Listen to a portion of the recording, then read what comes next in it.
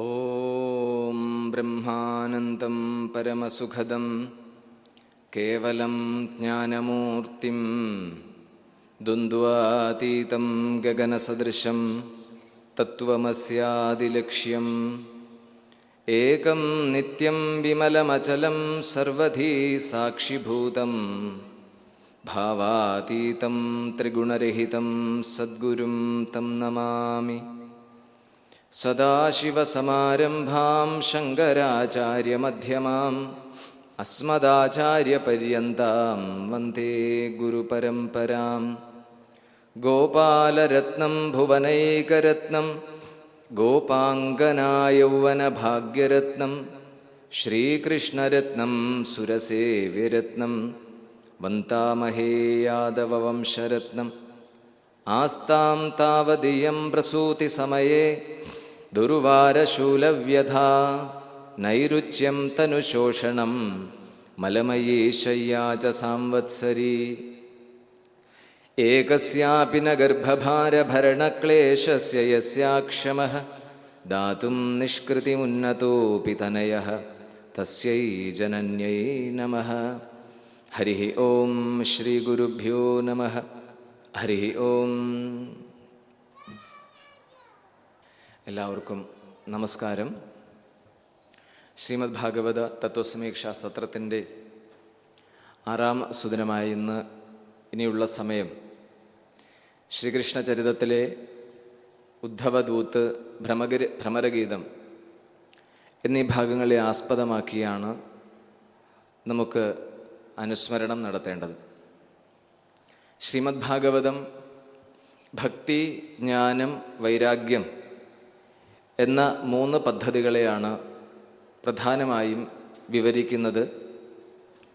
ആ 3 പദ്ധതികളിലേക്ക് നമ്മുടെ ജീവിതയാത്രയെ എത്തിക്കുന്നതിന് അനുയോജ്യമായ രീതിവിധാനങ്ങളെയും മാതൃകകളെയും കാലാനുസൃതമായി അവതരിപ്പിക്കുക എന്ന ധർമ്മമാണ് വ്യാസഭഗവാൻ ശ്രീമദ് ഭാഗവതത്തിൽ നിർവഹിച്ചിട്ടുള്ളത്. ദശമസ്കന്ധത്തിലുടനീളം ഭഗവാന്റെ അതിമനോഹരങ്ങളായ ലീലാവിശേഷങ്ങളെ ആവിഷ്കരിക്കുന്നതിലൂടെ മനുഷ്യജീവിതം കടന്നു പോകുന്ന ഓരോ സന്ദർഭങ്ങളിലും ഭക്തിയും ധർമാനുഷ്ഠാനങ്ങളും അതിലുപരി തത്വവിചിന്തനവും എപ്രകാരം നിർവഹിക്കാം, അതിന് നമ്മുടെ ജീവിതത്തിൽ ലഭിക്കുന്ന സുവർണ നിമിഷങ്ങൾ ഏതൊക്കെയാണ് എന്ന് നമ്മെ ഓർമ്മപ്പെടുത്താൻ നിരവധി സന്ദർഭങ്ങൾ ദശമസ്കന്ധത്തിൽ നമുക്ക് വായിക്കാനും പഠിക്കാനും സാധിക്കും. ഭഗവാന്റെ മനോഹരമായ ബാല്യകാലം വൃന്ദാവനത്തിലും യമുനാ തടങ്ങളിലും ഒക്കെ എങ്ങനെ നിറഞ്ഞ് പരിലസിച്ചതിന് ശേഷം കൗമാരം ഏറെക്കുറെ ആരംഭിക്കുന്നത് മധുരയിലാണ്. മധുരയിൽ വളർന്ന് വിദ്യാഭ്യാസം പൂർത്തിയാക്കി ഔദ്യോഗിക കാര്യങ്ങളിലും മറ്റു ചുമതലകളിലുമൊക്കെ വ്യാപരിച്ച് മധുരാവാസികൾക്കെല്ലാം വളരെ പ്രിയങ്കരനായി കഴിഞ്ഞിരിക്കുന്ന സമയത്താണ് തൻ്റെ ബാല്യകാലവും ബാല്യകാല ലീലകളും ആ കുട്ടിക്കാലത്തുണ്ടായ ഊഷ്മളമായ അനുഭവങ്ങളുമൊക്കെ കൃഷ്ണ മനസ്സിൽ ഉണർന്നു വരുന്നത്.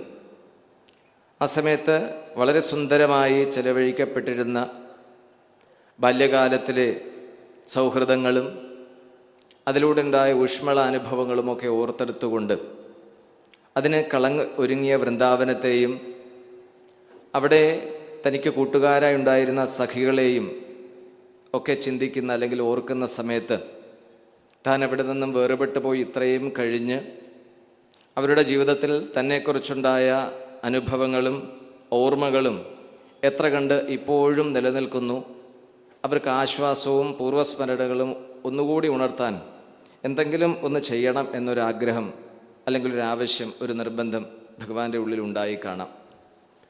അതിൽ നിന്നാണ് ഒരു സന്ദേശം ഗോപികമാർക്ക്, പ്രത്യേകിച്ച് വൃന്ദാവനവാസികൾക്ക് നൽകാനായി ഭഗവാൻ ഒരുങ്ങുന്നത്.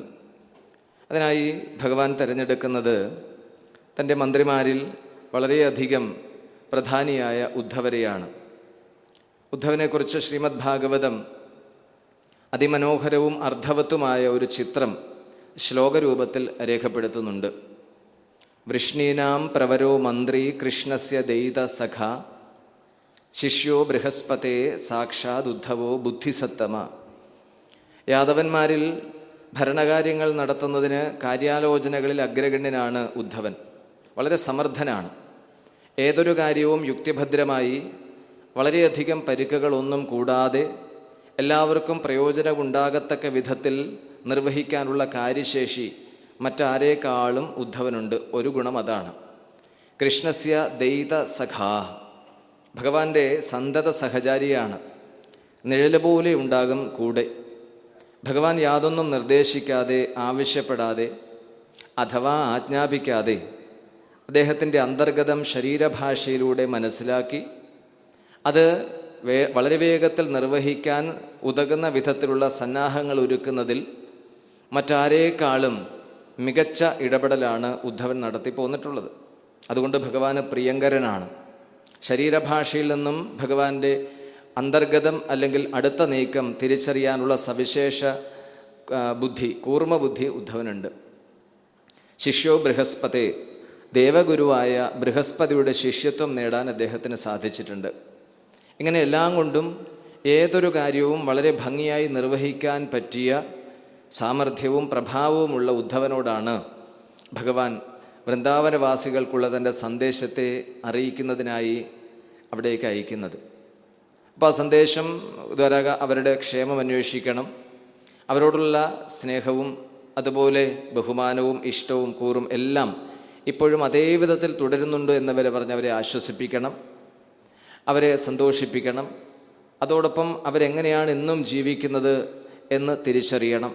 ഇത്തരം കാര്യങ്ങളൊക്കെ ചുമതലപ്പെടുത്തി ഉദ്ധവനെ ഭഗവാൻ വൃന്ദാവനത്തിലേക്ക് അയക്കുന്നുണ്ട്. അങ്ങനെ വൃന്ദാവനത്തിൽ വന്നു. വേണ്ട പോലെ നന്ദഗൃഹത്തിലേക്ക് വന്ന അദ്ദേഹത്തെ സ്വീകരിച്ചു. ഒരു അതിഥിയെ എങ്ങനെ സ്വീകരിക്കണം, എങ്ങനെയാണ് അവർക്ക് വേണ്ട ഉപചാരങ്ങളൊക്കെ നൽകേണ്ടത്, അവരെ സ്നേഹപൂർവ്വം സ്വീകരിച്ച് ഉചിതമായ രീതിയിൽ സത്കരിച്ച് കുശലാന്വേഷണങ്ങളൊക്കെ നടത്തി അതിനുശേഷം മധുരയിലെ വർത്തമാനങ്ങളൊക്കെ ഓരോന്നോരോന്ന് ചോദിച്ച് മനസ്സിലാക്കി, പ്രത്യേകിച്ച് ഭഗവാന്റെ ക്ഷേമകാര്യങ്ങളെല്ലാം ഒന്നൊന്നായി അക്കമിട്ട് ചോദിച്ചുകൊണ്ടാണ് ആ സംഭാഷണം മുന്നോട്ട് പോകുന്നത്. അവിടെ നാം ഈ ഉദ്ധവനിലൂടെ വൃന്ദാവനവാസികളെ നോക്കിക്കാണുമ്പോൾ നമ്മൾ ഇന്ന് ഈ ഒരു സാഹചര്യത്തിൽ വർത്തമാനകാലത്തിൽ ഇതൊക്കെ നടന്നിട്ട് 5ഓളം സഹസ്രാബ്ദങ്ങൾ 5000 വർഷങ്ങൾ കടന്നിരിക്കുന്നു. അപ്പം അന്ന് അത്രയും പരിഷ്കാരമില്ലാത്ത, അഭ്യസ്ത വിദ്യരല്ലാത്ത, സാങ്കേതിക പരിജ്ഞാനമോ ബുദ്ധികൂർമ്മതയോ ഒന്നുമില്ലാത്ത സാധാരണക്കാരായ ഗ്രാമീണവാസികൾ ഈ കൃഷ്ണഭാവത്തെ എത്രത്തോളം അവരുടെ ഹൃദയത്തിലും ജീവിതത്തിലും ഉൾച്ചേർത്തിരുന്നു എന്നത് അവരുടെ സംഭാഷണങ്ങളിൽ നിന്ന് വളരെ വ്യക്തമാണ്. ഭാരതത്തിൻ്റെ ആധ്യാത്മികത ഉപനിഷത്തുകളിലും ഇതിഹാസങ്ങളിലും പുരാണങ്ങളിലും എത്ര കണ്ട് അഗാധമായി ഉൾച്ചേർന്നിട്ടുണ്ടോ അതുപോലെ തന്നെ ഭാരതീയ ജീവിതത്തിലും ജനങ്ങളുടെ ജീവിതത്തിലും അത് ആഴത്തിൽ പതിഞ്ഞിട്ടുണ്ട് എന്നതിൻ്റെ തെളിവാണ് ഇത്തരം അവതരണങ്ങൾ. നമുക്കിന്നും വൃന്ദാവനത്തിലൂടെയൊക്കെ സഞ്ചരിച്ചാൽ പോയാൽ അവരുടെ നൈസർഗികവും നിഷ്കളങ്കവും പ്രേമപൂരിതവുമായ ഭക്തി ഇന്നും നമുക്കതറിയാൻ സാധിക്കും. ഒരുപക്ഷെ നിങ്ങളിൽ ആർക്കെങ്കിലും അവിടെയൊക്കെ പോകാൻ സാധിച്ചിട്ടുള്ളവരുണ്ടെങ്കിൽ കൃഷ്ണജീവിതം നടന്ന ആ സ്ഥലങ്ങളിലൊക്കെ പോകാൻ അല്ലെങ്കിൽ സന്ദർശിക്കാൻ സൗഭാഗ്യം സിദ്ധിച്ചിട്ടുണ്ടെങ്കിൽ നാം അറിയാതെ തന്നെ ആ സഞ്ചാരത്തിൽ നമ്മുടെ ഉള്ളിൽ അനുപമമായ ഒരു കൃഷ്ണബന്ധം അല്ലെങ്കിൽ കൃഷ്ണഭാവം അല്ലെങ്കിൽ രാധാഭാവം, ഗോപികാഭാവം ഒക്കെ ഉണർന്നു വരും. അതൊരു പക്ഷേ ആ മണ്ണിൻ്റെയും ആ ഗ്രാമത്തിൻ്റെയും ഒക്കെ പ്രത്യേകതയാകാം.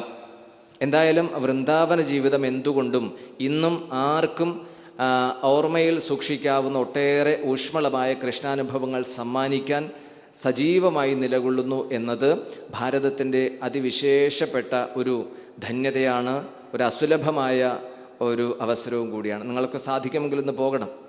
നമ്മളൊക്കെ അവിടെ ചെന്നാൽ ഒരിക്കലും ഒരു ഭക്തിഭാവത്തിലൂടെയാണ് യാത്ര ചെയ്യുന്നതെങ്കിൽ മടങ്ങിപ്പോരാൻ നമുക്ക് തോന്നില്ല.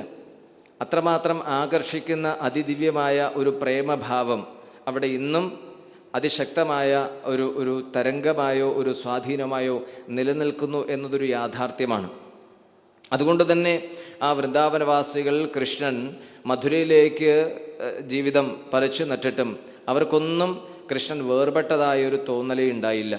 അവരെപ്പോഴും കൃഷ്ണനിൽ തന്നെയാണ് ജീവിച്ചിരുന്നത്. അവരുടെ ഓരോ ദൈനംദിന വ്യവഹാരങ്ങളിലും കൃഷ്ണൻ്റെ ദിവ്യമായ, ഭഗവാന്റെ ദിവ്യമായ സാന്നിധ്യം അവരനുഭവിച്ചിരുന്നു. ഓരോ ഗാർഹിക പ്രവൃത്തികളിൽ ഏർപ്പെടുമ്പോഴും അവരതൊക്കെ ഭഗവത് സമർപ്പണത്തോടും ഭഗവത് ഭക്തിയോടും കൂടി നിർവഹിക്കപ്പെട്ടു എന്നത് ഇന്നും ഭക്തന്മാർക്ക് വളരെയധികം ഒരു പ്രോത്സാഹനമാണ്. ഇന്ന് വ്യവഹാരങ്ങളിൽ അത്യധികം മുഴുകി, അത്യധികം മനസ്സംഘർഷവും അതിലേറെ അനാവശ്യമായ പ്രതീക്ഷകളും വെച്ച് പുലർത്തിക്കൊണ്ട് ആചാരങ്ങളും അനുഷ്ഠാനങ്ങളും ഒക്കെ മുറുകെ പിടിച്ചുകൊണ്ട് ജീവിക്കുന്നവർക്ക് എന്തുകൊണ്ടും ഒരു പുനഃപരിശോധനയ്ക്ക് വൃന്ദാവനത്തിലെ ഗോപികമാരുടെയും ഭഗവാന്റെ ബന്ധുക്കളുടെയൊക്കെ ജീവിതം ഒരു അനുഭവ പാഠമാകണം. അത് ഉദ്ധവനിലൂടെ വ്യാസമഹർഷി നമ്മെ ബോധ്യപ്പെടുത്തുകയാണ്. ഇതിഹാസങ്ങളും ദർശനങ്ങളും ഒന്നും പഠിക്കാൻ സാധിക്കാത്ത സാമാന്യ ജനങ്ങൾ ധാരാളമുണ്ട്. എല്ലാവർക്കും നമ്മുടെ അധ്യാത്മശാസ്ത്രത്തിൻ്റെ ആധികാരികവും പ്രമാണയുക്തവുമായ അന്തർധാരകളെക്കുറിച്ച് അറിയാൻ സാധിച്ചെന്ന് വരില്ല. അതിൻ്റെ സാങ്കേതിക പദങ്ങളും അതിൻ്റെ വ്യാഖ്യാനങ്ങളും അവയുടെ ഭാഷാപ്രയോഗങ്ങളൊന്നുമൊന്നും ഒരുപക്ഷെ എല്ലാവർക്കും പൊടുന്നനെ മനസ്സിലാക്കി പിന്തുടരാൻ സാധിച്ചെന്ന് വരില്ല. അങ്ങനെയുള്ളവരാണ് കൂടുതലുള്ളവരും. വ്യവഹാരങ്ങളിൽ, ഭൗതിക വ്യവഹാരങ്ങളിൽ മുഴുകിക്കഴിയുന്നവരാണ് കൂടുതലും നമ്മുടെ നാട്ടിലുള്ളത്. അപ്പം അങ്ങനെയുള്ളവരെ സംബന്ധിച്ച് പൂർണ്ണമായി ഏകാഗ്രമായ സാധനാനുഷ്ഠാനങ്ങളിൽ ഏർപ്പെടുക എന്നത് തികച്ചും സാഹസമാണ്. അതുകൊണ്ട് തന്നെ പലരും ഈ ഒരു മുഖ്യ ജ്ഞാനധാരയിൽ നിന്ന് അകന്നു നിൽക്കുന്നതായി കാണാം. ആ സന്ദർഭത്തിലാണ് ഭാരതത്തിൽ അതിവിശേഷപ്പെട്ട ഒരു ഭക്തി പ്രസ്ഥാനം തന്നെ രൂപപ്പെടുന്നത്. ആ ഭക്തി പ്രസ്ഥാനം കേന്ദ്രീകൃതമാകുന്നത് കൃഷ്ണഭാവത്തിലാണ്. ഇന്നും ഭാരതത്തിലുടനീളം അതിൻ്റെ തരംഗം അതിശക്തമായി വ്യാപിച്ചു നിൽക്കുന്നു.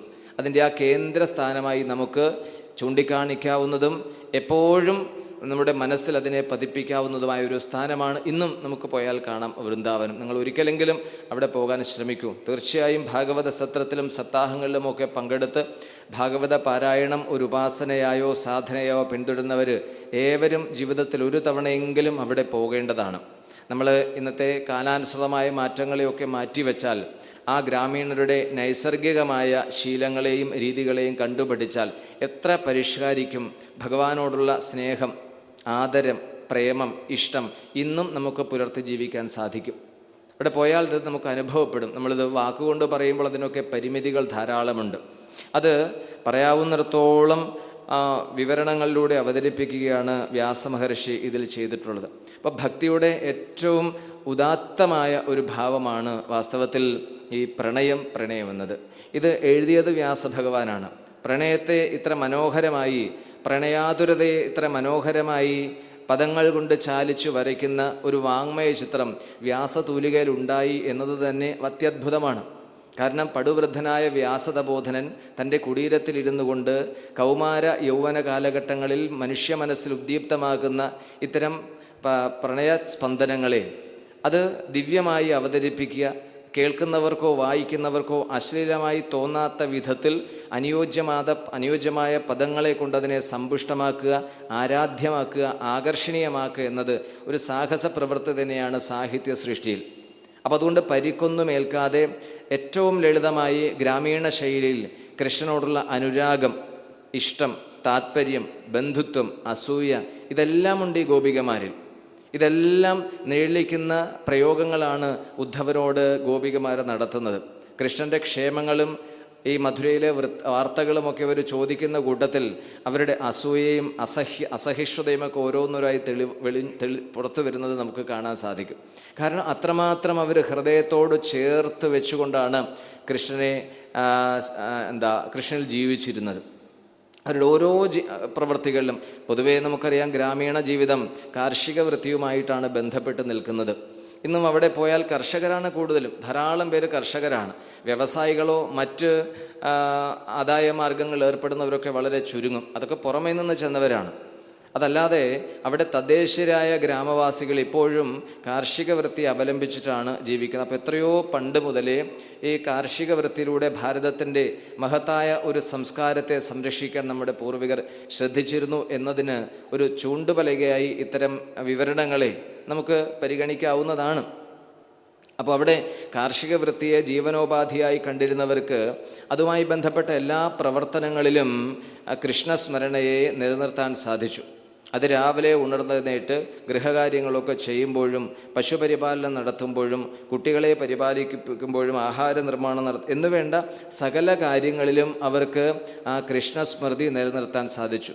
വാസ്തവത്തിൽ നമ്മൾ പറയണു, ഏകാഗ്രമായി ഈശ്വരധ്യാനം അല്ലെങ്കിൽ ആത്മധ്യാനം ചെയ്യുന്ന ഒരു വിരക്തനായ സാധകൻ്റെ അല്ലെങ്കിൽ ഒരു അധ്യാത്മാന്വേഷിയുടെ അതേ മാനസിക തലം തന്നെയാണ് ഉദാത്തമായ ഭക്തിഭാവത്തിലൂടെ ഭഗവതാരാനിൽ ഏർപ്പെടുന്ന ഒരു സാധാരണക്കാരനുള്ളത്. അതിൽ സംശയമേ ഇല്ല. ഭക്തി തന്നെ എന്തിനാ? ചിത്തസ്യ ശുദ്ധയേ കർമ്മ. പലതരത്തിലുള്ള ഭക്തി അനുഷ്ഠാനങ്ങൾ മനുഷ്യ മനസ്സിൽ അനവധി ജന്മങ്ങളിലോ ഇഹലോക ജീവിത ആരംഭം മുതലോ അടിഞ്ഞുകൂടിയിട്ടുള്ള വിവിധങ്ങളായ പ്രേരണകളെ, ശാസ്ത്രത്തിൻ്റെ ഭാഷയിൽ പറഞ്ഞാൽ വാസനകളെ നിർമ്മാർജ്ജനം ചെയ്യാനുള്ള പദ്ധതികളാണ്. അതിൽ ഓരോരുത്തരുടെയും പാരമ്പര്യം, ജീവിത പശ്ചാത്തലം, താത്പര്യങ്ങൾ, പരിമിതികൾ, അതുപോലെ അഭിലാഷങ്ങൾ ഇവയ്ക്കനുസരിച്ച് ഏതു മാർഗവും തിരഞ്ഞെടുക്കാനും സ്വീകരിക്കാനുമുള്ള സ്വാതന്ത്ര്യം നമുക്കുണ്ട്. അങ്ങനെ ഭാരതത്തിൽ കൂടുതൽ പേരും തിരഞ്ഞെടുത്ത ഒരു പദ്ധതിയാണ്, കൂടുതലായി പേര് പങ്കെടുക്കുന്ന ഒരു പദ്ധതിയാണ് ഭക്തിമാർഗം. എന്നാൽ ആ ഭക്തിമാർഗത്തെ പലപ്പോഴും ആചാരാനുഷ്ഠാനങ്ങളിൽ മാത്രം ബന്ധിപ്പിച്ച് നിർത്തുന്ന ഒരു രീതിയാണ് പൊതുവെ നമ്മുടെ ഈ കേരളീയരുടെ ഇടയിൽ കണ്ടുവരുന്നത്. അപ്പോൾ അത് കേവലം ഈ ആചാരാനുഷ്ഠാനങ്ങളിലും വിശ്വാസ പ്രമാണങ്ങളിലും കീഴ്വഴക്കങ്ങളിലും നിബന്ധനകളിലും നിയന്ത്രണങ്ങളിലും മാത്രം ഒതുങ്ങി നിൽക്കുന്നതാണോ ഈ ഭക്തി എന്ന പദ്ധതി? അതോ അത് വിട്ട് ഭാവാത്മകവും അത് നമ്മുടെ മനസ്സിൽ ഉള്ളിൽ ഉണർന്നു വരുന്ന ഓരോ വികാരഭാവങ്ങളെയും ഭഗവാനിലേക്ക് അഥവാ ഈശ്വരിലേക്ക് നയിക്കാനുള്ള വിശിഷ്ടമായ അവസരങ്ങളാണോ എന്ന് പ്രായോഗികമായി പഠിക്കുന്നതിന് നമുക്ക് സഹായിക്കും വാസ്തവത്തിൽ വൃന്ദാവന യാത്ര. അത് അതിമനോഹരമായി അവതരിപ്പിച്ചിരിക്കുന്നു നമ്മുടെ ദശമസ്കന്ധത്തിൽ വ്യാസമഹർഷി. അപ്പോൾ നന്ദഗോപരും യശോദാദേവിയുമാണല്ലോ കൃഷ്ണനെ വളർത്തിയത്. സുദേവരിൽ നിന്നും ദേവകിയിൽ നിന്നും കിട്ടിയ ഉണ്ണിക്കണ്ണനെ നല്ലതുപോലെ ഇവർ പരിപാലിച്ച് അവരുടെ ഹൃദയപുത്രനായി വളർത്തുന്നത് നന്ദഗോപരും യശോദാദേവിയുമാണ്. അപ്പോൾ ആ വളർത്തുന്ന കാലത്ത് അവർക്ക് വളരെയധികം പ്രതീക്ഷകളുണ്ട്. ആ പ്രതീക്ഷകളൊക്കെ പൊടുന്നനെയാണ് മധുരായാത്രയിലേക്ക് കൃഷ്ണൻ നഷ്ടപ്പെട്ടു പോകുന്നത്. അപ്പോൾ തീർച്ചയായും ഏതൊരു അച്ഛനെയും അമ്മയെയും സംബന്ധിച്ച് വളരെയധികം വേദനാജനകമായിരിക്കും ആ സന്ദർഭം. ഇഷ്ടപ്പെട്ട മകൻ അല്ലെങ്കിൽ ഇഷ്ടപ്പെട്ട മകൾ പൊടുന്നനെ കൂട്ടത്തിൽ നിന്ന് വേർപെട്ടു പോകുക എന്ന് പറഞ്ഞാൽ ഏതൊരു അച്ഛനെയും അമ്മയെയും സംബന്ധിച്ച് അത് വളരെയധികം ദുഃഖം, തീരാത്ത വേദന സൃഷ്ടിക്കുന്ന ഒരു സന്ദർഭമാണ്.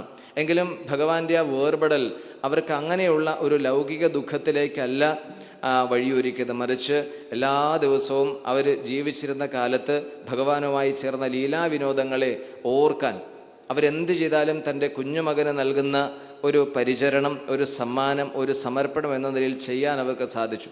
ഇതെല്ലാം നമ്മളെ ഭാഗവതം പഠിപ്പിക്കുന്നത് ഭക്തി എന്നത് കേവലം ഉപരിപ്ലവമായ കുറേ കർമ്മകലാപങ്ങളല്ല. പൊതുവെ ഈ വൃന്ദാവന ജീവിതത്തിൽ ഭഗവാൻ ഇത്തരം വിശ്വാസാധിഷ്ഠിതമായ കർമ്മപരിപാടികളെ പ്രോത്സാഹിപ്പിക്കുന്നതിൽ നിന്നും ഒരു വേറിട്ട രീതിയാണ് സ്വീകരിച്ചത്. അതിൽ ഭഗവാന്റെ ഓരോ ജീവിതവും നമ്മൾ എടുത്താൽ കാണാം. പരമ്പരാഗതമായ രീതികളെയും കീഴ്വഴക്കങ്ങളെയും വിശ്വാസ പ്രമാണങ്ങളെയും അതിൻ്റെ പരിമിതികളെയും ഒക്കെ പരിഗണിച്ചുകൊണ്ട് തന്നെ കാലോചിതമായ ഒരു സമീപനം ലോകജീവിതത്തോടും പ്രകൃതി വിധാനങ്ങളോടും നടത്തുന്ന ഏറ്റവും ഉദാത്തമായ, ഇന്നത്തെ ഭാഷയിൽ പറഞ്ഞാൽ ഒരു വിപ്ലവ സമീപനമാണ് ലോകത്തോട് പുലർത്തിയത് ഭഗവാൻ ജീവിതത്തിലുടനീളം.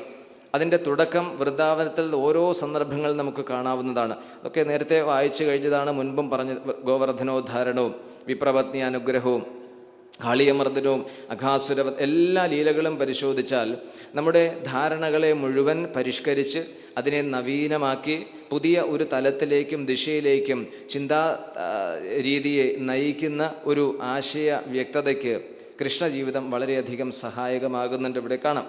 ഇപ്പോൾ ഗോപികമാരെ സംബന്ധിച്ച് ആത്മാർത്ഥവും സത്യസന്ധവും നിരുപാധികവും സ്നേഹമസൃണവുമായ ഒരു സമീപനമായിരുന്നു അവർ പുലർത്തി പോരുന്നത്. ഇന്നും ഒരുപക്ഷെ നമുക്ക് അത്ഭുതം തോന്നും അവിടെ പോയി അവരുടെയൊക്കെ ജീവിതം കണ്ടാൽ. അത്രയധികം സമ്പന്നരല്ല ഇന്നും അവിടെയുള്ള ഗ്രാമീണർ. പക്ഷെ അവർക്ക് ഭഗവാനോട് അളവറ്റ ഒരു പ്രേമം, ഒരു സമർപ്പണം, ഒരു സ്നേഹം ഇന്നും അവർ സൂക്ഷിക്കുന്നുണ്ട്. അവരെന്ത് ചെയ്താലും, എന്ത് ആഹാരം തയ്യാറാക്കിയാലും, എന്തു വേഷമണിഞ്ഞാലും അതെല്ലാം ഭഗവാന് വേണ്ടിയാണ്, ഭഗവാന്റെ പേരിലാണ് എന്ന ഒരു സങ്കല്പം അവരുടെ ജീവിതത്തിൽ ഇന്നും അവർ സൂക്ഷിക്കുന്നുണ്ട്. മാത്രമല്ല, ഞങ്ങൾ ഈ അവിടെ ഒരു യാത്ര സങ്കല്പിച്ച് പോയി താമസിക്കുന്ന സമയത്ത് ഒരു ദിവസം ഭഗവാന്റെ ബാല്യകാല ലീലകൾ അവതരിപ്പിക്കുന്ന ഒരു പ്രത്യേക നൃത്തരീതിയുണ്ട് അവിടെ. അതിനെ രാസനൃത്തം എന്നാണ് വിശേഷിപ്പിക്കുക. പഴയ കാലത്തെ വ്രജഭാഷ, ഇന്നത്തെ ഒരു പഴയ കാലത്തെ ഈ ഗ്രാമഭാഷ ഏറ്റവും പഴക്കം ചെന്നൊരു ഭാഷയിലാണെന്ന് അവർ ആശയവിനിമയം നടത്തിയിരുന്നത്. അപ്പം അതുകൊണ്ട് ആ ഭാഷയെ അവർ സംരക്ഷിക്കാൻ വേണ്ടി ഇന്നും ആ കലാരൂപത്തിൽ, ഈ രാസലീലയിൽ അവർ ആ ഭാഷ ഉപയോഗിക്കുന്നുണ്ട്. അതിൻ്റെ ആ ലാളിത്യം, അതിൻ്റെ സൗന്ദര്യം, അതിൻ്റെ ആർദ്രത, അത് പറയുമ്പോൾ നമ്മുടെ മനസ്സിൽ മനസ്സിനെ തട്ടിയുണർത്തുന്ന സ്നേഹാർദ്രതയൊക്കെ ഇന്നും അവർ പുലർത്തിപ്പോരുന്നു. കഴിയുമെങ്കിൽ ഒരിക്കലെങ്കിലും ആ രാസനൃത്തം ഒന്ന് കാണാൻ, അത് ആസ്വദിക്കാൻ നിങ്ങൾ തയ്യാറാകണം. അതിൽ ഇതിവൃത്തം ഇത്രമേ ഉള്ളൂ. അതായത് ബാല്യകാലത്ത് കൃഷ്ണൻ ഏറ്റവും പ്രിയങ്കരിയായിരുന്ന രാധയോടൊപ്പം ചെലവഴിച്ച നിമിഷങ്ങളും, ആ രാധയോട് കൃഷ്ണനുണ്ടായിരുന്ന പലതരത്തിലുള്ള സമീപനങ്ങളും, എന്നാൽ രാധയ്ക്ക് മറിച്ച് കൃഷ്ണനോടുണ്ടായിരുന്ന നിഷ്കളങ്കമായ സ്നേഹസമീപനമൊക്കെ ചാലിച്ചിട്ടാണ് അവർ കഥയും ഭജനയും നൃത്തവും ചേർത്ത് വെച്ചുകൊണ്ട് മനോഹരമായ ഒരു കലാരൂപം ഇന്നും നടത്തുന്നത്. അപ്പം നമുക്കത് കൗതുകം തോന്നും. ആ ഗ്രാമ്യഭാഷ, വ്രജഭാഷ എന്നാണ് അവർ ഇട്ടിരിക്കുന്ന പേര്. ആ വ്രജഭാഷയുടെ ഒരു സൗന്ദര്യമുണ്ട്. ഭാരതത്തിലെ ഓരോ ഗ്രാമങ്ങളിലും ഇപ്പോഴും നിലനിൽക്കുന്ന ഭാഷയ്ക്ക് തനതായ ഒരു നൈസർഗിക സൗന്ദര്യമുണ്ട്. ആ സൗന്ദര്യത്തിന് കാരണം എന്താ? അതിലെ അകൃത്രിമത്വമാണ് അതിന് കാരണം. ഇപ്പോൾ വൃന്ദാവനത്തിൽ കഥകളൊക്കെ വിവരിക്കുന്ന സമയത്ത് പൂതന കൃഷ്ണൻ്റെ അദ്ദേഹം കഴിയുന്ന സ്ഥാനം, ഉണ്ണിക്കണ്ണൻ കഴിയുന്ന സ്ഥാനം മനസ്സിലാക്കുന്നത് നന്ദഗൃഹത്തിലാണെന്ന് മനസ്സിലാക്കുന്നത് അതുവഴി കടന്നുപോയ ഗോപികമാരുടെ സംഭാഷണത്തിൽ നിന്നാണ്. ഭഗവാന്റെ അതിമനോഹരമായ രൂപം വർണ്ണിച്ച് അദ്ദേഹം താമസിക്കുന്ന സ്ഥലത്തെക്കുറിച്ച് മനസ്സിലാക്കുന്നത് അതുവഴി പോയ ഗ്രാമീണ സ്ത്രീകളുടെ സംഭാഷണത്തിലാണ്. അവർ ഉറക്കെ വർത്തമാനം പറഞ്ഞുകൊണ്ടാണ് അത്രേ പോയത്. അവരുടെ സംഭാഷണത്തിൽ നിന്ന് ഭഗവാൻ എവിടെയാണെന്ന് തിരിച്ചറിയാൻ പൂതനയ്ക്ക് സാധിച്ചു. ഇതുപോലെ ആ ഗ്രാമ്യ ഭാഷയ്ക്ക് തനതായ ഒരു സൗന്ദര്യമുണ്ട്. അതിലെ ആ കുറുക്കലും നീട്ടലും ചുരുക്കലും അതിൻ്റെ ഈണവും രാഗവും ഒക്കെ ആരെയും ഇന്നും ആകർഷിക്കും. നമുക്കും ഒരു പക്ഷേ ആ ഭാഷ പെട്ടെന്ന് കേട്ടാൽ മനസ്സിലാകില്ല, പക്ഷേ ആ ഭാഷയുടെ ഒരു താളം നമ്മുടെ ഹൃദയത്തെ സ്പർശിക്കും. അപ്പം അങ്ങനെ പലതും ഇന്നുണ്ടെന്ന് സാന്ദർഭികമായി സൂചിപ്പിക്കുകയാണ്. അതിൽ ഈ രാധയും കൃഷ്ണനും തമ്മിലുള്ള പ്രേമവും ബന്ധവുമാണ് വൃന്ദാവാസിനികൾ ഏറ്റവും കൂടുതൽ ആഘോഷിച്ചിരുന്നത്. ഇന്നും അവരത് ആഘോഷിക്കുന്നുണ്ട്. അവരുടെ ജീവിതത്തിലെ ഓരോ സന്ദർഭങ്ങളും വളരെ കാവ്യാത്മകമായി, അനുഭൂതിദായകമായി ഇന്നും അവരനുസ്മരിക്കുന്നുണ്ട്. അവരുടെ സംഭാഷണങ്ങൾ അത് ഉൾപ്പെടുത്തുന്നുണ്ട്. അവർ പലപ്പോഴും ഈ കൃഷ്ണഭാവത്തേക്കാൾ കൂടുതൽ ഇഷ്ടപ്പെടുന്നതും ആരാധിക്കുന്നതും പിന്തുടരുന്നതും രാധാഭാവത്തെയാണ്. എന്തുകൊണ്ട്? രാധയ്ക്ക് കൃഷ്ണനോട് അതിരറ്റ നിരുപാധികമായ പ്രേമവും സമർപ്പണവുമുണ്ട്. ആരെന്തു പറഞ്ഞാലും കൃഷ്ണൻ്റെ കൗശലത്തെക്കുറിച്ചോ അല്ലെങ്കിൽ അദ്ദേഹത്തിൻ്റെ കാപട്യത്തെക്കുറിച്ചോ എന്തൊക്കെ തരത്തിൽ തെളിവ് സഹിതം രാധാറാണിയോട് ഗോപികമാർ വെളിപ്പെടുത്തിയാലും അതൊന്നും രാധയ്ക്ക് അവർ രാധയുടെ കണ്ണിലുള്ള കൃഷ്ണൻ, രാധയുടെ മനസ്സിൽ പതിഞ്ഞിരിക്കുന്ന കൃഷ്ണന് ഇത്തരം ദുശീലങ്ങളൊന്നും തന്നെയില്ല. അതുകൊണ്ട് പലപ്പോഴും രാധ കബളിപ്പിക്കപ്പെടുന്നുണ്ട്. ആ കബളിപ്പിക്കപ്പെടുമ്പോലും കണ്ണു നിറയാതെ തനിക്ക് എന്തെങ്കിലും നഷ്ടം സംഭവിച്ചു എന്ന് കരുതാതെ അതെല്ലാം ഭഗവാന് വേണ്ടി തന്നെയാണ്, ഭഗവാൻ തന്നെയാണ് എന്ന രീതിയിൽ അതിനെയൊക്കെ അതിജീവിച്ചു പോകുന്ന രാധയുടെ ഏറ്റവും ഉദാത്തമായ ഭാവവും സമർപ്പണവുമാണ് ഇന്നും വൃന്ദാവനവാസികൾ ഇഷ്ടപ്പെടുന്നതും അവർ പറയുന്നതും അവർ പാടുന്നതും. അത്ര മനോഹരവും മായികവുമാണ് ഭഗവാന്റെ ജീവിതം. അതിനെല്ലാം അവർ ഓർക്കുന്നുണ്ട്. അപ്പോൾ കുട്ടിക്കാലത്ത് ഭഗവാന്റെ ഓരോ വികൃതികളെ വാസ്തവത്തിൽ ബാലലീല ഒട്ടാകെ വർണ്ണിക്കുന്ന ഒരു സന്ദർഭമായി ഈ ഉദ്ധവനും വൃന്ദാവനത്തിൽ വരുമ്പോൾ ഗോപികമാരത് പറഞ്ഞു കേൾപ്പിക്കുന്നതിലൂടെ നമുക്ക് വായിക്കാം. അപ്പോൾ കുട്ടിക്കാലത്തെ ഓരോരോ ലീലകളും അതൊരിക്കലും മറക്കാൻ പറ്റാത്ത രീതിയിൽ അത്താഴത്തിൽ അവരുടെ ഹൃദയത്തിൽ പറ്റിച്ചേർന്ന് കഴിഞ്ഞു. അത് അവരുടെ തുടർ ജീവിതത്തിൽ വളരെയധികം സ്വാധീനം രചിക്കുകയും ചെയ്തു. ലൗകിക വ്യവഹാരങ്ങൾ പലതുണ്ട്. അപ്പം അവരെ സംബന്ധിച്ച് ഇന്നും പോയാലറിയാം, കഷ്ടപ്പാടുകൾ കൊണ്ട് നിറഞ്ഞതാണ് അവരുടെ ജീവിതം. താമസിക്കാൻ നവീനമായ പുതിയ സംവിധാനങ്ങളുള്ള ഗൃഹങ്ങളൊന്നും അവിടെ നമുക്ക് കാണാൻ പറ്റില്ല. ഉൾഗ്രാമങ്ങളിലേക്ക് പോയി കഴിഞ്ഞാൽ അതുപോലെ തന്നെ ഏറ്റവും നൂതനമായ വേഷവിധാനങ്ങളൊന്നും അവരിൽ നിന്ന് നമുക്ക് കാണാൻ സാധ്യമല്ല. പുതിയ സാങ്കേതിക വിദ്യയുടെ അമിതമായ ഉപയോഗവും നമുക്കവിടെ കാണാൻ സാധ്യമല്ല. പിന്നീട് കാലം മാറുമ്പോൾ ആരാധനാനുഷ്ഠാനങ്ങൾക്കും അതുപോലെ ഭക്തിചര്യകൾക്കും പുതിയ പുതിയ മാനങ്ങൾ കൈവരും, പുതിയ പുതിയ രീതികൾ ഉണ്ടാകും. അതിലൊക്കെ ഈ അഭിനയത്തിൻ്റെയും കൃത്രിമത്വത്തിൻ്റെയൊക്കെ അമിതമായ പ്രസരമുണ്ടാകും. പക്ഷെ അതൊന്നും നമുക്ക് ഈ ഉൾഗ്രാമങ്ങളിൽ ചെന്നാൽ കാണാൻ സാധിക്കില്ല. അവരിപ്പോഴും പശുപരിപാലനത്തിലും അതുപോലെ കാർഷിക വൃത്തിയിലും മുഴുകുകയും പൗരാണികമായ സ്മരണയെ കാത്തു സൂക്ഷിച്ചുകൊണ്ട് ഇന്നും അവർ ജീവിക്കുന്നു, കൃഷ്ണനിൽ ജീവിക്കുന്നു എന്ന് തന്നെ പറയാം. വാസ്തവത്തിലെ ജീവിതം തന്നെ കൃഷ്ണമയമാണ്. നമ്മളൊക്കെ അത് പരിശോധിക്കുമ്പോൾ ഭക്തിയെക്കുറിച്ചും ഭക്തിഭാവത്തെക്കുറിച്ചും വാതോരാതെ പറയുകയും പാടുകയും ഒക്കെ ചെയ്യുന്ന നമ്മളെ സംബന്ധിച്ച് അത്രയുമധികം ശാസ്ത്രബോധവും സാധനാസമ്പത്തുമൊന്നും ഇല്ലെങ്കിലും നിഷ്കളങ്കമായ ഹൃദയത്തിൻ്റെ ഉടമകളെ നമുക്കിന്നവിടെ പോയാൽ കാണാൻ സാധിക്കും. തീർച്ചയായും ഇത് വെറും വാക്കല്ല, നമ്മളൊക്കെ നേരിട്ട് കണ്ട് അതൊക്കെ അത് പഠിച്ച് സന്ദർഭം കിട്ടുമ്പോഴൊക്കെ ഭക്തരോട് സംവദിക്കുന്ന വിഷയങ്ങളാണ്. അപ്പം ഭക്തി എന്ന് പറയുന്നത് കേവലം ഉപരിപ്ലവമായ, മുൻപ് സൂചിച്ച പോലെ ഉപരിപ്ലവമായ ചില പ്രകടനങ്ങളല്ല എന്നത് നമുക്ക് ബോധ്യപ്പെടും ഇത്തരം യാത്രകളിൽ. ഭഗവാനോട് ഏറ്റവും അടുത്ത് നിൽക്കാനാണ് ഒരു ഭക്തൻ ഇഷ്ടപ്പെടുക. ഭഗവാനോട് ഏറ്റവും അടുത്ത് സംവദിക്കാനാണ് ഒരു സാധകൻ ഇഷ്ടപ്പെടുക. ഭഗവാനോട് ഏറ്റവും ചേർന്ന് പ്രവർത്തിക്കാനാണ് ഒരു ജ്ഞാനി ഏറ്റവും കൂടുതൽ ഇച്ഛിക്കുക. അപ്പോൾ അതുകൊണ്ട് ഭഗവതത്വത്തെ തന്നിൽ നിന്ന് അന്യമായി കാണാതെ തൻ്റെ ആത്മസ്വരൂപമായി തന്നെ കാണാനുള്ള അല്ലെങ്കിൽ അറിയാനുള്ള, അതുമല്ലെങ്കിൽ അനുഭവിക്കാനുള്ള ഒരു സവിശേഷ അവസരം പ്രദാനം ചെയ്യുന്ന വിധത്തിലേക്ക് ഭക്തിയെ നമുക്ക് എത്തിക്കേണ്ടതുണ്ട്. അതിന് ഓരോ ഘട്ടത്തിലും നമ്മൾ ഉയരേണ്ടതുണ്ട്.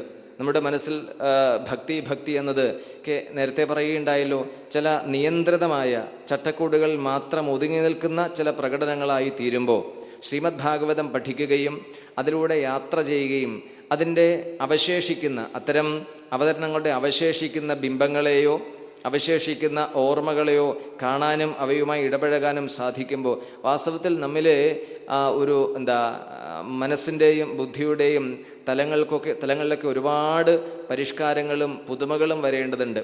അങ്ങനെ ഉണ്ടാകുന്നില്ല എങ്കിൽ നമ്മുടെ ഈ പരിശ്രമം വെറുതെയാണ്.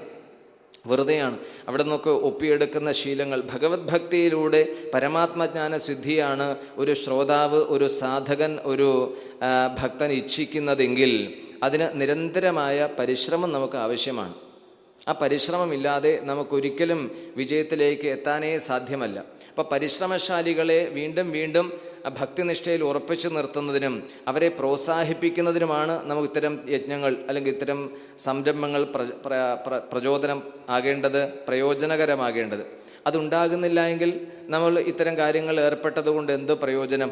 ഓരോ വർഷം കഴിയും തോറും, ഓരോ വർഷം പിന്നിടുമ്പോഴും ഒരുപാട് പ്രവചനങ്ങളും ഒരുപാട് വ്യാഖ്യാനങ്ങളും ഒരുപാട് വിവരണങ്ങളും കേൾക്കുകയും ആസ്വദിക്കുകയും അല്പസമയമെങ്കിലും അതിലൂടെ അത് അനുഭവിക്കുകയും ചെയ്ത നമുക്ക് നമ്മുടെ വർത്തമാനകാല ജീവിതത്തിൽ അതിൻ്റെ ഒന്നും ഒരു ദിവ്യാനുഭവം നിലനിർത്താൻ സാധിക്കുന്നില്ല എങ്കിൽ ഇത് പ്രയോജനരഹിതമായി തീരും. ആരോ സംശയം ചോദിച്ചതാണ്, സ്വാമിജി ഭാഗവതം കേൾക്കുന്നത് കൊണ്ട് അല്ലെങ്കിൽ ഭാഗവത സപ്താഹയജ്ഞങ്ങളിലൊക്കെ പങ്കെടുക്കുന്നത് കൊണ്ട് ഒരാൾ നന്നാകുമോ എന്ന് ഒരാൾ എഴുതി ചോദിച്ചതാണ്. അപ്പം നമുക്ക് എന്താ അതിന് മറുപടി പറയാനുള്ളത്? ഭാഗവതം വായിച്ചത് കൊണ്ടോ ഭാഗവതം കേട്ടത് കൊണ്ടോ ഭാഗവത സപ്താഹത്തിൽ പങ്കെടുത്തുകൊണ്ടോ ഒരാൾ നന്നാവാൻ പോണില്ല, ഒരാൾ നന്നാവില്ല. അങ്ങനെയാണെങ്കിൽ നമ്മുടെ നാട് എന്നേ നന്നായേനെ. എത്ര സപ്താഹങ്ങളും ജ്ഞാനയജ്ഞങ്ങളും സത്രങ്ങളുമാണ് കേരള ഭൂമിയിൽ നടന്നുകൊണ്ടിരിക്കുന്നത്. എന്നിട്ട് സ്ഥിതി എന്താ?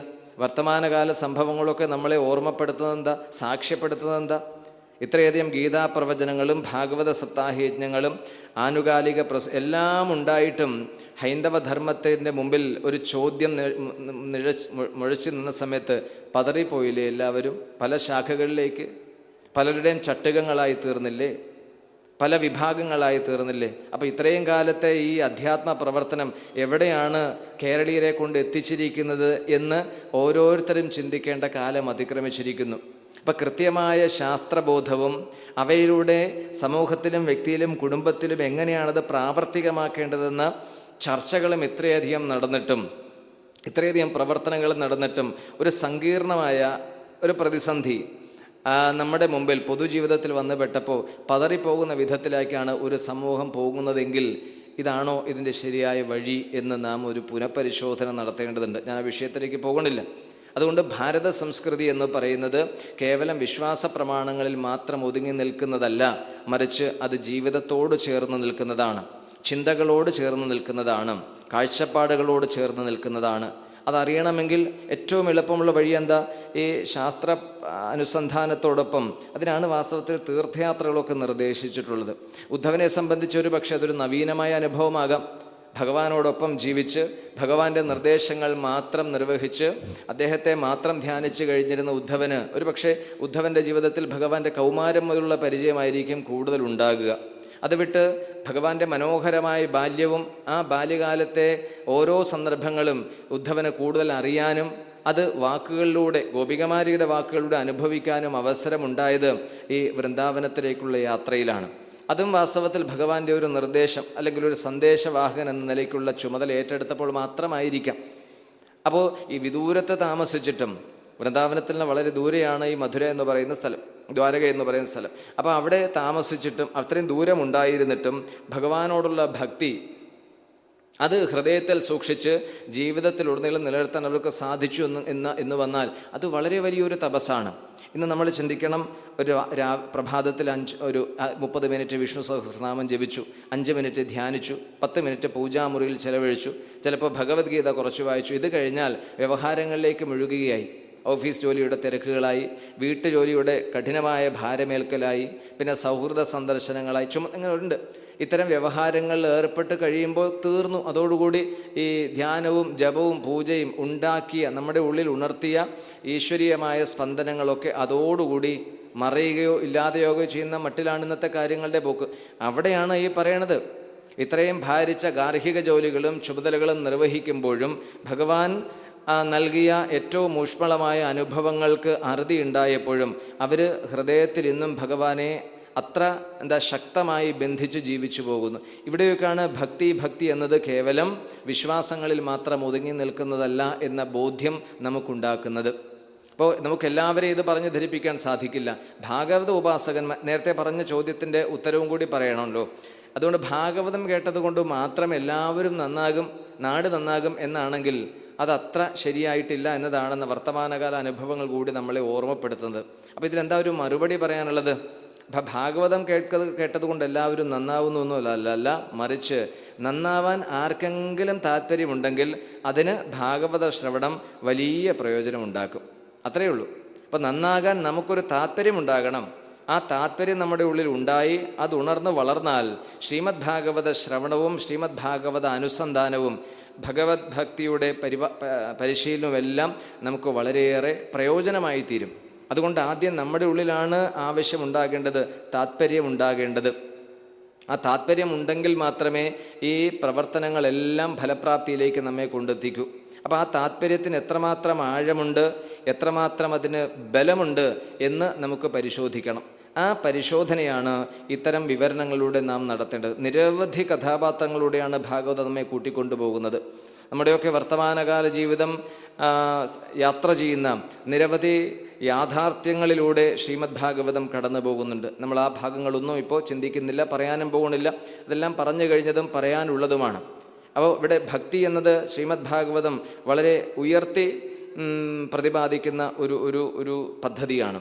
അതോടൊപ്പം അതിനെ പുഷ്ടിപ്പെടുത്താൻ, നിലനിർത്തി സൂക്ഷിക്കാൻ ജ്ഞാനത്തെയും വൈരാഗ്യത്തെയും അതിന് വേണ്ട പോഷണം എന്ന നിലയിൽ സമന്വയിപ്പിക്കുകയും ചെയ്യുന്നുണ്ട്.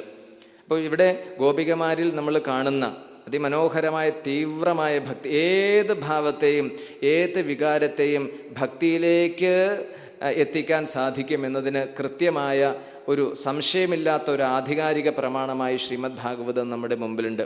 കാമമാകട്ടെ, ക്രോധം, ലോഭം, മോഹം, മദം, മാത്സര്യം, ഈർഷ്യ, അസൂയ, കുശുമ്പ്, കുന്നായ്മ, ഇങ്ങനെ പോകുന്ന എണ്ണമറ്റ മനോദുർബല്യങ്ങളെ മുഴുവനും ഇതെല്ലാം നമുക്ക് ഭഗവത് ഭക്തിയിലേക്ക് ഭഗവത് ഭക്തിയായി ഉപാസിക്കാൻ സാധിക്കും. അപ്പം അതെല്ലാം ഗോപികമാരിൽ സ്ത്രീ സഹജമായ എല്ലാ ചാബല്യങ്ങളെയും എല്ലാ വികാരഭാവങ്ങളെയും ശ്രീമദ് ഭാഗവതത്തിൽ മഹർഷി ഭംഗിയായി രചിച്ചിട്ടുണ്ട്. അതുകൊണ്ട് മനുഷ്യ മനസ്സിൽ നമുക്ക് തുറന്നു പറയാം, മനുഷ്യ മനസ്സിൽ അതാത് കാലങ്ങളിൽ ഉദ്ദീപ്തമാക്കുന്ന പ്രകൃതി പ്രേരണകളെക്കുറിച്ചൊന്നും ഒരാൾക്കും വേവലാതിപ്പെടാനില്ല. അയ്യോ, ഞാൻ ഇങ്ങനെയല്ലല്ലോ കരുതിയിരുന്നത്, മറ്റേയാൾ അങ്ങനെയാണല്ലോ, എനിക്കെന്തേ ഇങ്ങനെ ഒരു സംശയത്തിനും ചോദ്യത്തിനും അവകാശമേ ഇല്ല. ഓരോ ജീവൻ്റെയും കർമ്മവാസനകൾക്കനുസരിച്ച് അതാത് സമയങ്ങളിൽ പ്രകൃതി ഉദ്ദീപിപ്പിക്കുന്ന എല്ലാ പ്രേരണകളെയും സഭ്യമായി വിനിയോഗിക്കുകയും അതിനെ മാനിക്കുകയും മറ്റുള്ളവരുടെ അവസരങ്ങളെ നിഷേധിക്കാതിരിക്കുകയും ചെയ്യുന്ന ഏറ്റവും ഉന്നതമായ ഒരു ചിന്താധാരയിലേക്ക് നാം ഉയരുകയും വളരുകയും ജീവിക്കുകയും ചെയ്യേണ്ടതുണ്ട്. അതുകൊണ്ട് അത്തരത്തിലുള്ള ഒരു കുറ്റബോധത്തിനും പശ്ചാത്താപത്തിനും വഴിയൊരുങ്ങുന്നില്ല. അപ്പം അതിനെയെല്ലാം സംസ്കാര സമ്പന്നമായി ഉപയോഗിക്കാനുള്ള ഒരു വീക്ഷണവും ഇച്ഛാശക്തിയും നമ്മൾ വളർത്തിയെടുക്കേണ്ടതുണ്ട്. അതിനെന്തു വേണം? നിത്യമായ ഒരു ഉപാസന നമുക്ക് ആവശ്യമാണ്. ആ ഉപാസനാ ബലമില്ലാതെ അധ്യാത്മ ജീവിതമോ തത്വാന്വേഷണമോ ഒരിക്കലും സാധ്യമാകുകയുമില്ല. അപ്പം നിരന്തരമായ ഒരു ഉപാസനയ്ക്ക് സാധാരണ ജനങ്ങളെന്ന് പറഞ്ഞാൽ വ്യവഹാരങ്ങളുമായി നിരന്തരം ഇടപെട്ട് കഴിയുന്ന ഏതൊരാളും സാധാരണക്കാരാണ്. ലോകവ്യവഹാരങ്ങളുമായി ഇടപെടുന്ന ഏതൊരാളെയും നമുക്ക് സാധാരണക്കാരൻ എന്ന് തന്നെ വിശേഷിപ്പിക്കാം. അപ്പോൾ അവരുടെ മനസ്സിൽ, അവരുടെ ഹൃദയത്തിൽ, അവരുടെ ജീവിതത്തിൽ, അവരുടെ ചിന്തകളിൽ എപ്പോഴും ഭഗവത് തത്വത്തെ നിലനിർത്താൻ സഹായിക്കുന്ന ഒരു സമ്പ്രദായം, ഒരു രീതി, ഇതിനെ നമുക്ക് ഉപാസന എന്ന് തത്കാലം വിശേഷിപ്പിക്കാം. അപ്പം അതിന് പ്രത്യേകമായ ഒരു സമയമോ കാലമോ കണ്ടെത്തേണ്ടതില്ല എന്നതാണ് ഭാഗവതം നമുക്ക് നൽകുന്ന ധൈര്യം.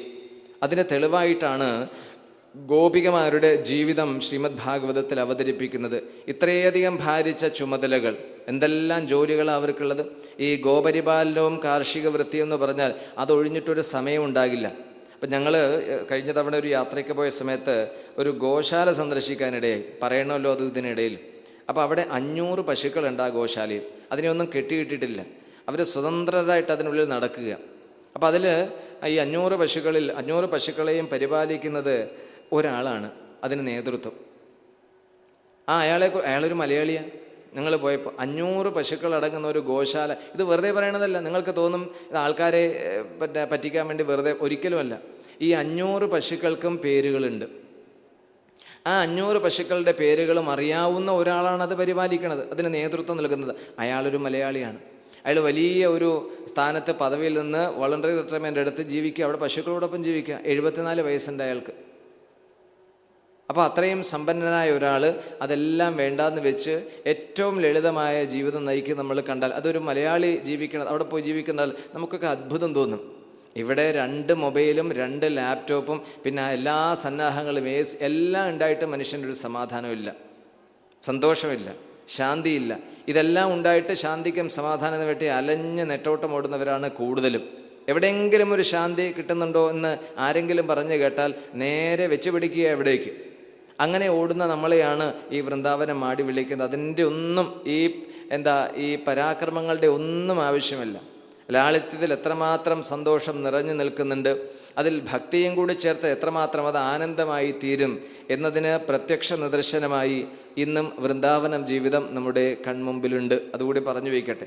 അപ്പം ഞങ്ങളവിടെ പോയ സമയത്ത് ഈ ഇദ്ദേഹത്തോട് ആ ഗോക്കൾക്കെല്ലാം വളരെയധികം ഒരു സ്നേഹമാണ്. ഓരോരുത്തരുടെയും പേരെടുത്ത് വിളിച്ചാൽ എവിടെ 500 പശുക്കളെന്ന് പറയുമ്പോൾ നമുക്ക് ഊഹിക്കാവില്ല എത്ര ഏരിയയിലുണ്ടാകും. ഇവരെല്ലാം ഇങ്ങനെ പരന്ന് നടക്കുകയല്ലേ. അതിനെയൊന്നും കെട്ടിയിട്ടില്ല, അതിനെയൊന്നും കറന്നവർ ആകെ 2-3 പശുക്കളെ അവർ കറക്കണുള്ളൂ. അപ്പം ബാക്കിയുള്ളവരെല്ലാം ഒരു ബന്ധനമില്ലാതെ ഇങ്ങനെ മേഞ്ഞ് നമ്മളുടെ ഇവിടെ നാടൻ ഭാഷയെ പറഞ്ഞാൽ കൊഴുത്ത് തടിച്ച് അങ്ങനെ സുന്ദരികളും സുന്ദരന്മാരുമായിട്ടാണ് അവിടെ വിഹരിക്കണത്. അപ്പോൾ അവിടെ ഓരോ പശുക്കളുടെയും പേരെടുത്ത് വിളിച്ചാൽ ആ വിളിക്കുന്നയാളുടെ അടുത്തേക്ക് അവർ വരും. അപ്പോൾ നിങ്ങൾ ചിന്തിച്ചു നോക്കൂ, ഈ ഓടക്കുഴലിൻ്റെ ശബ്ദം ഓരോന്നോരോന്ന് തിരിച്ചറിഞ്ഞ് കാട്ടിൽ പരന്ന് നടക്കുന്ന മേഞ്ഞു നടക്കുന്ന പശുക്കളെല്ലാം കൃഷ്ണ സമീപത്തിലേക്ക് എത്തി എന്ന് പറയുമ്പോൾ നമുക്ക് എങ്ങനെയാണ് അത് അവിശ്വസിക്കാൻ സാധിക്കുക?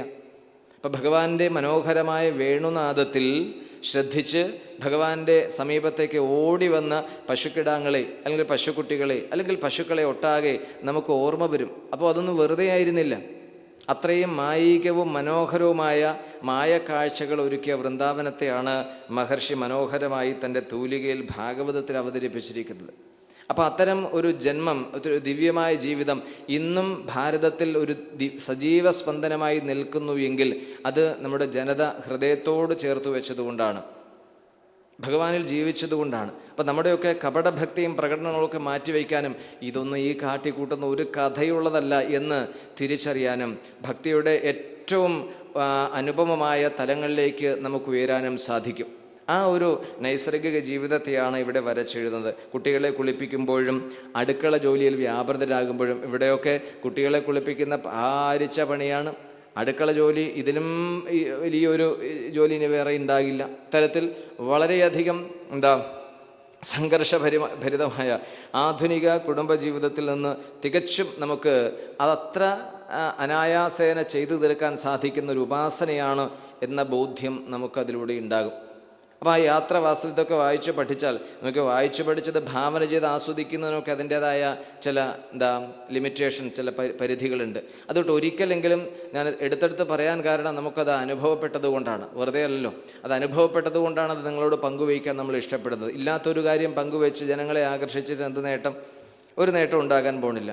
അതുകൊണ്ട് ഒരിക്കലെങ്കിലും ജീവിതത്തിൽ നിങ്ങൾക്ക് സാധിക്കണം, ഭഗവാന്റെ പാദസ്പർശം കൊണ്ട്, ലീല കൊണ്ട് മനോഹരമായിരിക്കുന്ന ആ പുണ്യഭൂമിയിൽ ഒരു തവണയെങ്കിലും ഒന്ന് പോകണം. പോയി കഴിഞ്ഞാൽ അറിയാം, നിങ്ങൾക്ക് മടങ്ങി വരാൻ തോന്നില്ല. ബാക്കിയുള്ള പുറം മോടികളൊക്കെ നമ്മൾ മാറ്റിവെച്ചോളൂ. പക്ഷേ അത്രയും ആർദ്രമായി നമ്മുടെ ഹൃദയത്തെ ആകർഷിച്ച് നിർത്തുന്ന അതിവിശേഷപ്പെട്ടതും അദൃശ്യമായതുമായ ഒരു ആകർഷണ പ്രഭാവം അവിടെ ഇന്നും തുടരുന്നുണ്ട്. അതിന് ദൃക്സാക്ഷികളാണ് അവിടെയുള്ള വൃന്ദാവനവാസികൾ. അതുകൊണ്ട് ഭഗവാൻ ഈ വൃന്ദാവനം വിട്ട് മധുരയിലേക്കും ദ്വാരയിലുമൊക്കെ പോയി എങ്കിലും ഒരിക്കലും അവർക്ക് നഷ്ടമായി തീർന്നിട്ടില്ല. മറിച്ച് ഭഗവാന്റെ ബാല്യകാലത്തെ ഓരോ ചേഷ്ടകളും, അത് കുസൃതികളോ വിനോദങ്ങളോ വികൃതികളോ എന്തുമാകട്ടെ, അതിപ്പോഴും അവരുടെ ഹൃദയത്തിൽ ഒരു അമൂല്യ നിധിയായി സൂക്ഷിക്കുന്നുണ്ട്. ആ നിധികുംഭമാണ് അവരെ ജീവിതത്തിൽ മുന്നോട്ട് നയിക്കുന്നത്. ഇതുപോലെ വാസ്തവത്തിൽ സ്വാമിജി എപ്പോഴും ഓർമ്മിപ്പിക്കുന്നത്, ഒരു തവണ ഭക്തനാകേണ്ടത്, ഒറ്റ തവണയെ ഭക്തനാകേണ്ടതുള്ളൂ, എന്നും ഭക്തനാകേണ്ട കാര്യമില്ല.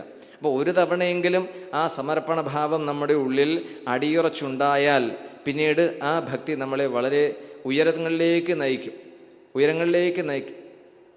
നമ്മുടെ മനസ്സിലും നമ്മുടെ ചിന്തകളിലും കലർന്നിരിക്കുന്ന ഒട്ടേറെ വൈകല്യങ്ങളുണ്ട്, ഒട്ടനവധി വൈരുദ്ധ്യങ്ങളുണ്ട്. അതിനെയൊക്കെ ഉന്മൂലനം ചെയ്ത് പരിശുദ്ധമായ ഹൃദയത്തിനുടമകളായി പരമാത്മജ്ഞാനവും പരമാത്മ അനുഭവവും നമ്മിൽ ഉണരാൻ സഹായിക്കുന്ന ഏറ്റവും മനോഹരമായൊരു പദ്ധതിയെ കേവല വിശ്വാസങ്ങളിലും ആചാരാനുഷ്ഠാനങ്ങളിലും ബന്ധിപ്പിച്ച് തരം താഴ്ത്തിയാൽ എന്തു ചെയ്യും? അവിടെയാണ് ഇത്തരം ഓർമ്മപ്പെടുത്തലുകളുടെ ആവശ്യം, അനിവാര്യത മുഴച്ചു നിൽക്കുന്നത്. അതുകൊണ്ട് നമ്മൾ വാസ്തവത്തിൽ ഈ ഒരു ഉപാസനാ പദ്ധതി സ്വീകരിക്കേണ്ടതുണ്ട്. നിരന്തരമായ ഒരു ഉപാസന പ്രാഥമികമായെങ്കിലും ചെയ്ത് ശീലിച്ചെങ്കിൽ മാത്രമേ ഇതിൻ്റെ പ്രയോജനമുണ്ടാകൂ. നമ്മളിവിടെ ഈ കൂട്ടായ്മ ആരംഭിച്ചിട്ട് 16 വർഷം കഴിഞ്ഞ് 17ാം വർഷത്തിലേക്ക് കടന്നു. ഇതെല്ലാം കേട്ടു, പലതും നമ്മൾ കേട്ടു. ശരീരത്തിന് ഏതാണ്ട് 17 വർഷത്തിലധികം പഴക്കമുണ്ടായി. നമ്മുടെ ചിന്തകൾക്കും അപ്പോൾ അത്ര തന്നെ പഴക്കം ഉണ്ടാകണ്ടേ, നമ്മുടെ ശീലങ്ങൾക്കും അത്ര കണ്ട് പഴക്കം ഉണ്ടാകണ്ടേ. ഈ 17 വർഷക്കാലം ഇതെല്ലാം കേട്ടിട്ടും വായിച്ചിട്ടും ചിന്തിച്ചിട്ടും എന്ത് പരിവർത്തനം എന്നിലുണ്ടായി? എൻ്റെ ചിന്താഗതികളിൽ, എൻ്റെ കാഴ്ചപ്പാടുകളിൽ, അതിനനുസൃതമായി എൻ്റെ പ്രവർത്തനങ്ങളിൽ എന്ത് പാകതയുണ്ടായി എന്ന് ഓരോരുത്തർക്കും പിന്നോട്ട് ചിന്തിക്കാൻ സാധിക്കണം. അങ്ങനെ ചിന്തിക്കുമ്പോഴാണ് നമ്മുടെ വളർച്ചയും തളർച്ചയും സ്വയം ബോധ്യപ്പെടുക. ആധ്യാത്മികതയുടെ അളവുകോൽ എന്താണെന്ന് ഈ അടുത്ത സമയത്തൊരു ചർച്ചയുണ്ടായി. എന്താണ് സ്പിരിച്വാലിറ്റിയുടെ മെഷർമെൻ്റ് എന്ന് ചോദിച്ചപ്പോൾ അതിന് നമുക്ക് കൃത്യമായി നൽകാൻ പറ്റുന്ന ഒരേ ഒരു ഉത്തരമേ ഉള്ളൂ. എന്താ? അവനവൻ്റെ അനുഭവം, സ്വന്തം എക്സ്പീരിയൻസ് മാത്രമാണ് ആധ്യാത്മികതയുടെ അളവുകോലായി പരിഗണിക്കാനുള്ളത്. അല്ലാതെ യാതൊന്നും ഇതിൽ പരിഗണിക്കാനില്ല. പുസ്തകജ്ഞാനം ഒരു ഭാഗത്തുണ്ട്. പ്രഭാഷണങ്ങളൊക്കെ കേൾക്കുമ്പോൾ നമുക്ക് കുറേയധികം അറിവുണ്ടാകും. ഈ അറിവുകൾക്കും പുസ്തകവായനയിൽ നേടിയ വിഷയജ്ഞാനത്തിനും അതിൻ്റേതായ പരിമിതികൾ ധാരാളമുണ്ട്. അതിനപ്പുറത്തേക്ക് ഇവയൊക്കെ നമ്മിൽ ഉണർത്തേണ്ട, ഉദ്ദീപിപ്പിക്കേണ്ട അനുഭവരസത്തെ നമ്മുടെ ജീവിതത്തിൽ ബോധ്യപ്പെടാൻ സാധിക്കുന്നില്ല എങ്കിൽ ഈ ശ്രമങ്ങളൊക്കെ വെറുതെയായിത്തീരും. അപ്പം അതുണ്ടാകാത്ത വിധത്തിൽ ജീവിതത്തിന് പുതിയ പുതിയ മാനങ്ങൾ, പുതിയ പുതിയ അർത്ഥതലങ്ങൾ ഉണർത്തിയെടുക്കാൻ നിരന്തരം ശ്രമിക്കേണ്ടതുണ്ട്. അപ്പോൾ ഒരു പൂർണ്ണസമയ എപ്പോഴും സാധനാനുഷ്ഠാനിൽ മാത്രം ഒഴുകിയിരിക്കുന്ന ഒരു താപസനെ സംബന്ധിച്ച് ഇതൊക്കെ അനായാസമായേക്കാം. പക്ഷേ സാധാരണ നേരത്തെ പറഞ്ഞ വ്യവഹാരങ്ങളിൽ എപ്പോഴും മുഴുകേണ്ടി വരുന്ന ഒരാളെ സംബന്ധിച്ച് എങ്ങനെ സാധിക്കും? അപ്പം അതിനുള്ളൊരു മാർഗം എന്താ? അതിന് ശ്രീമദ് ഭാഗവതം ഉദാഹരണമായി ചൂണ്ടിക്കാണിക്കുന്നതാണ് ഭഗവാന്റെ ബാല്യകാല ജീവിതം നിറഞ്ഞാടിയ വൃന്ദാവനത്തിലെ ഗ്രാമീണരുടെ ജീവിത രീതികൾ. അപ്പം അതുപോലെ ഒരു ഭാവം, വാസ്തവത്തിൽ ഭക്തിയിൽ ഒരു ഭാവാത്മകത ഉണർന്നില്ലെങ്കിൽ ഇത് ഒരു യാന്ത്രിക രീതിയായി മാറും. അപ്പോൾ ഒരു ഭാവം നമ്മുടെ ഉള്ളിൽ ഉണർന്നു വരാൻ, അത് കൃത്രിമമായല്ല, അകൃത്രിമമായി ഒരു ഭാവം ഉണർന്നു വന്നാൽ തന്നെ നമ്മുടെ മനസ്സ് വളരെയധികം സന്തോഷപ്രദമാകും. ഈ സന്തോഷം, ആനന്ദം, നിർവൃതി എന്നത് ഏതെങ്കിലും ഒരു വിഷയത്തിലൂടെ ഉണ്ടാകേണ്ടതാണെന്ന് ധരിച്ചു പോകരുത്. ഏതെങ്കിലും ഒരു സാഹചര്യത്തിൽ, ഏതെങ്കിലും ഒരു വ്യക്തിയിലൂടെ, ഒരു പദാർത്ഥത്തിലൂടെ നമ്മിൽ ഉണരേണ്ട അല്ലെങ്കിൽ ഉളവാകേണ്ട ഒരു അനുഭവമാണ് ഇതെന്ന് ആരും ധരിച്ചു പോകരുത്. അങ്ങനെയല്ല വാസ്തവത്തിൽ. നമ്മുടെ മനസ്സിൽ എല്ലാ തരത്തിലുള്ള കലിദോഷങ്ങളും അതിൻ്റേതായ ആഘാതങ്ങളും കുറഞ്ഞു വരുന്ന സമയത്ത് സ്വാഭാവികമായും ആ ദിവ്യാനുഭവം ഉണർന്നു വരും.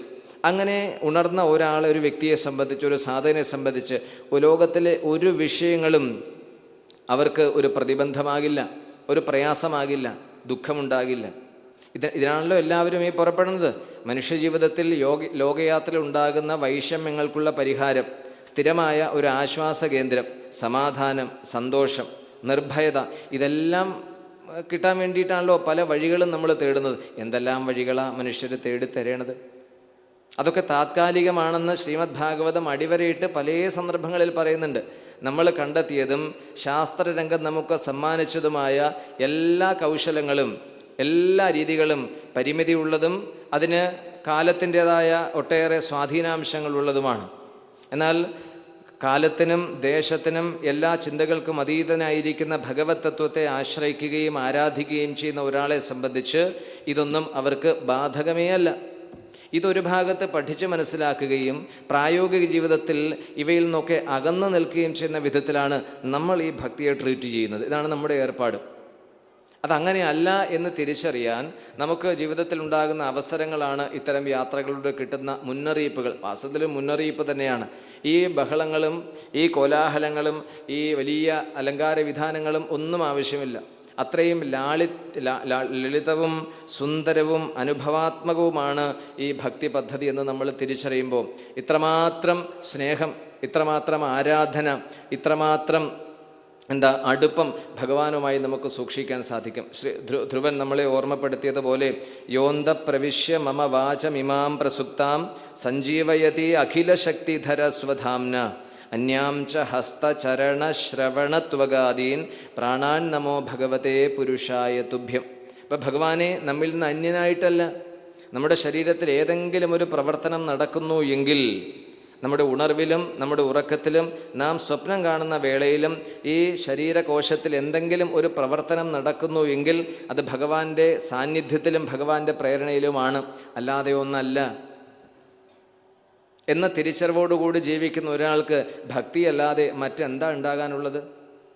നോക്കൂ, നമ്മുടെ സ്വയം തിരിഞ്ഞ് നമ്മളെ തന്നെ പരിശോധിച്ചറിയാം. നമ്മുടെ ശരീരത്തിലെ ആന്തരിക പ്രവർത്തനങ്ങളൊന്നും നമ്മൾ അറിയണതേയില്ല. ഈ അടുത്ത സമയത്ത് നമ്മൾ ഈ സംഭാഷണങ്ങൾക്കൊക്കെ പോകുമ്പോൾ ചോദിക്കേണ്ടത്, നമ്മുടെ ശരീരത്തിൽ രക്തം നിർമ്മിക്കണുണ്ടല്ലോ. ശരീരത്തിൻ്റെ ഊർജ്ജസ്വലമായ പ്രവർത്തനത്തിന് അത്യന്താപേക്ഷിതമായ ഒരു ഘടകമാണ് രക്തം. ഈ രക്തം എവിടെ നിർമ്മിക്കപ്പെടുന്നു എന്ന് ചോദിച്ചാൽ പലർക്കും അതറിയാൻ പ്രയാസമാണ്. ചിലർ പറയും ഹൃദയത്തിലാണ്, ചിലർ പറയും അല്ല കരളിലാണതിരിക്കണം, ആമാശയത്തിലാണെന്ന് പറയുന്ന കൂട്ടരുണ്ട്. ഇങ്ങനെ പല അഭിപ്രായങ്ങളും ഈ വിഷയത്തെക്കുറിച്ചുണ്ട്. പക്ഷേ ഈ ശരീരശാസ്ത്രം പഠിച്ച ഒരു വൈദ്യവിദ്യാർത്ഥിയെ സംബന്ധിച്ച് കൃത്യമായി അവർക്ക് പറയാൻ സാധിക്കും, മജ്ജയിലാണ് രക്തം നിർമ്മിക്കുന്നത്. അപ്പോൾ ആ രക്തനിർമ്മാണത്തിൻ്റെ ആവശ്യകത ആരാണ് അറിയുക? ആരാണ് രക്തം നിർമ്മിക്കാൻ നിർദ്ദേശിക്കുക? ഇത്തരം കാര്യങ്ങളൊക്കെ ശരീരത്തിൽ ചെയ്യുന്ന അവയവമാണല്ലോ കിഡ്നി. ഇത്ര കൃത്യമായിട്ടായി കാര്യങ്ങളൊക്കെ ചെയ്തുകൊണ്ടിരിക്കുന്നത്. ഇങ്ങനെ ഇത്രയും വിലപിടിപ്പുകൾ പകരം വെച്ചാൽ പോലും അത് പൂർണ്ണമായി പ്രവർത്തിക്കാൻ ഇടയില്ലാത്ത വിധത്തിൽ ഈ ശരീരത്തിലെ ഓരോ അവയവങ്ങളെയും രൂപകൽപ്പന ചെയ്ത് പ്രവർത്തന സജ്ജമാക്കി അതാതിടങ്ങളിൽ ഘടിപ്പിച്ച് അതിൻ്റെ പ്രവർത്തനത്തെ നിയന്ത്രിക്കുകയും അതിൻ്റെ പ്രയോജനം എല്ലാവർക്കും ലഭ്യമാക്കുകയും ചെയ്യുന്ന വിധത്തിൽ ശരീരാധിവാസിയായിരിക്കുന്ന ഭഗവാനോട് ഭക്തിയല്ലാതെ ഒരു സാധകന്, ഒരു മനുഷ്യന് വേറെ എന്താണ് ഉണ്ടാകാനുള്ളത്? ഇപ്പം ഭക്തി എന്ന് പറഞ്ഞാൽ കേവലം വിശ്വാസമല്ല, മറിച്ച് തിരിച്ചറിവാണ്. തൻ്റെ ശരീരത്തിലെ ഓരോ പ്രവർത്തനങ്ങളെയും എപ്രകാരമാണോ ഭഗവാൻ ഉണർത്തി പ്രവർത്തിപ്പിക്കുന്നത്, അതുപോലെ ഈ പ്രപഞ്ചത്തെ മുഴുവൻ പരിപാലിക്കുകയും സംരക്ഷിക്കുകയും ചെയ്യുന്ന സവിശേഷ വൈഭവം അത് ഭഗവാനാണ്. ഈ രണ്ടും രണ്ടല്ല, ഏകമാണെന്ന തിരിച്ചറിവാണ് മുക്തിയിലേക്ക് അഥവാ മോക്ഷത്തിലേക്ക് നമ്മെ കൊണ്ടെത്തിക്കുന്നത്. അപ്പോൾ ഇതിന് ഏറ്റവും പ്രായോഗികമായ ദിശയിൽ നമുക്ക് പിന്തുടരാൻ പറ്റിയ ഒരു പദ്ധതിയായിട്ടാണ് ഭാരതത്തിൽ ഭക്തി എന്നൊരു പ്രസ്ഥാനം, ഒരു പദ്ധതി തന്നെ പ്രബലമായി തീർന്നത്. അത് ഏറ്റവും കൂടുതൽ പോഷിപ്പിക്കപ്പെട്ടത്, പുഷ്ടിപ്പെട്ടത് നമുക്ക് ശ്രീമദ് ഭാഗവതത്തിലൂടെ നോക്കിയാൽ കാണാം വൃന്ദാവന ജീവിതത്തിലാണ്. അപ്പം അതുകൊണ്ട് നമുക്ക് ഭാഗവത ഉപാസനയിൽ അല്ലെങ്കിൽ ഭാഗവത പഠനത്തിൽ പ്രത്യേകിച്ച് ഈ ഒരു സന്ദർഭങ്ങളിലൂടെ കടന്നു പോകുമ്പോൾ കേവലം ഭഗവാനെ നമ്മിൽ നിന്ന് അന്യനായ ഒരു വ്യക്തി ഏതെങ്കിലും ഒരു പ്രതിമയിൽ, ഏതെങ്കിലും ഒരു സ്ഥലത്ത്, ഏതെങ്കിലും ഒരു കാലത്ത് പ്രത്യക്ഷപ്പെടുന്ന ഏതോ ഒരു അലൗകിക വിശേഷമായിട്ടല്ല, മറിച്ച് നമ്മിലെ സജീവ സാന്നിധ്യമായി തന്നെ അറിയാനും അനുഭവിക്കാനും സാധിക്കും. അങ്ങനെ ഒരു അനുഭവസ്ഥിതിയിലേക്ക് സഞ്ചരിക്കുന്ന ഒരു ഭക്തനെ സംബന്ധിച്ച് ഈ ബാഹ്യപ്രകടനങ്ങളൊന്നും അത്ര പ്രസക്തമാകില്ല, ഇമ്പോർട്ടൻ്റ് ആകില്ല. അത്രയും അധികം കാർക്കശ്യം, അത്രയും അധികം സങ്കീർണത, അത്രയും അധികം നിബന്ധനകൾ, അമിതമായ നിർബന്ധ ബുദ്ധികളൊക്കെ അവിടെ ഇല്ലാതാകും. അവിടേക്കാണ് നമ്മൾ എത്തിച്ചേരേണ്ടത്. അപ്പോൾ ബാഹ്യപ്രകടനങ്ങളും അലങ്കാരങ്ങളും ആവിഷ്കരണങ്ങളെല്ലാം ഈ ആന്തരമായ സമർപ്പണത്തിലേക്കും യാത്രയിലേക്കും നമ്മെ എത്തിക്കുന്നില്ല എങ്കിൽ എത്ര കാലം ഇതൊക്കെ ചെയ്താലും ഇത് തീരാൻ പോണില്ല, ഇത് കുറയില്ല, വളരുകയുള്ളൂ. അപ്പം അത് വീണ്ടും വീണ്ടും ഓർമ്മപ്പെടുത്തുന്നതാണ് ശ്രീമദ് ഭാഗവതത്തിലെ ഓരോ സംഭവങ്ങളും. അപ്പം കർമ്മരംഗങ്ങളിൽ വിശ്വാസാധിഷ്ഠിതമായ കർമ്മരീതികളിൽ കൂടുതലായി ഏർപ്പെടുകയല്ല, മറിച്ച് ഈ കാലത്തിനനുസൃതമായി നമ്മുടെ മനസ്സിനെ പാകപ്പെടുത്താൻ, എല്ലാ കലികൽമഷങ്ങളിൽ നിന്നും മുക്തമാക്കാൻ സഹായിക്കുന്ന ഒരു പദ്ധതിയായി ഭക്തിയെ സ്വീകരിക്കേണ്ടതുണ്ട്. അതിന് കിട്ടുന്ന സന്ദർഭങ്ങളെല്ലാം നമുക്ക് പ്രയോജനപ്പെടുത്താം. അപ്പോൾ ഒരു ഭാവാത്മകത ജീവിതത്തിൽ വളർത്തിയെടുക്കാനും അതിൻ്റെ താളബദ്ധത സ്വയം അനുഭവിക്കാനും ഓരോരുത്തരും തയ്യാറായെങ്കിൽ മാത്രമേ ഈ പദ്ധതിയുടെ പ്രയോജനം, അതിൻ്റെ ദിവ്യാനുഭവം നമ്മിൽ ഉണരൂ. അങ്ങനെ ഒരു തവണ, വെറുതെ പറയണതല്ല, ഒരു തവണ നമുക്ക് ആ ഒരു അനുഭവം ഉണർന്നാൽ പിന്നെ നമ്മളതിൽ നിന്ന് മാറാൻ സാധിക്കില്ല. അത്രയധികം ആകർഷണ ശക്തിയുള്ളൊരു പദ്ധതിയാണ് നമ്മൾ വെറും ഏറ്റവും വില കുറഞ്ഞ രീതിയിൽ പ്രചരിപ്പിക്കുകയും അതിൽ വേണ്ടി ഇത്രയും അധികം ശാഠ്യം പിടിക്കുകയും ചെയ്യുന്നത്.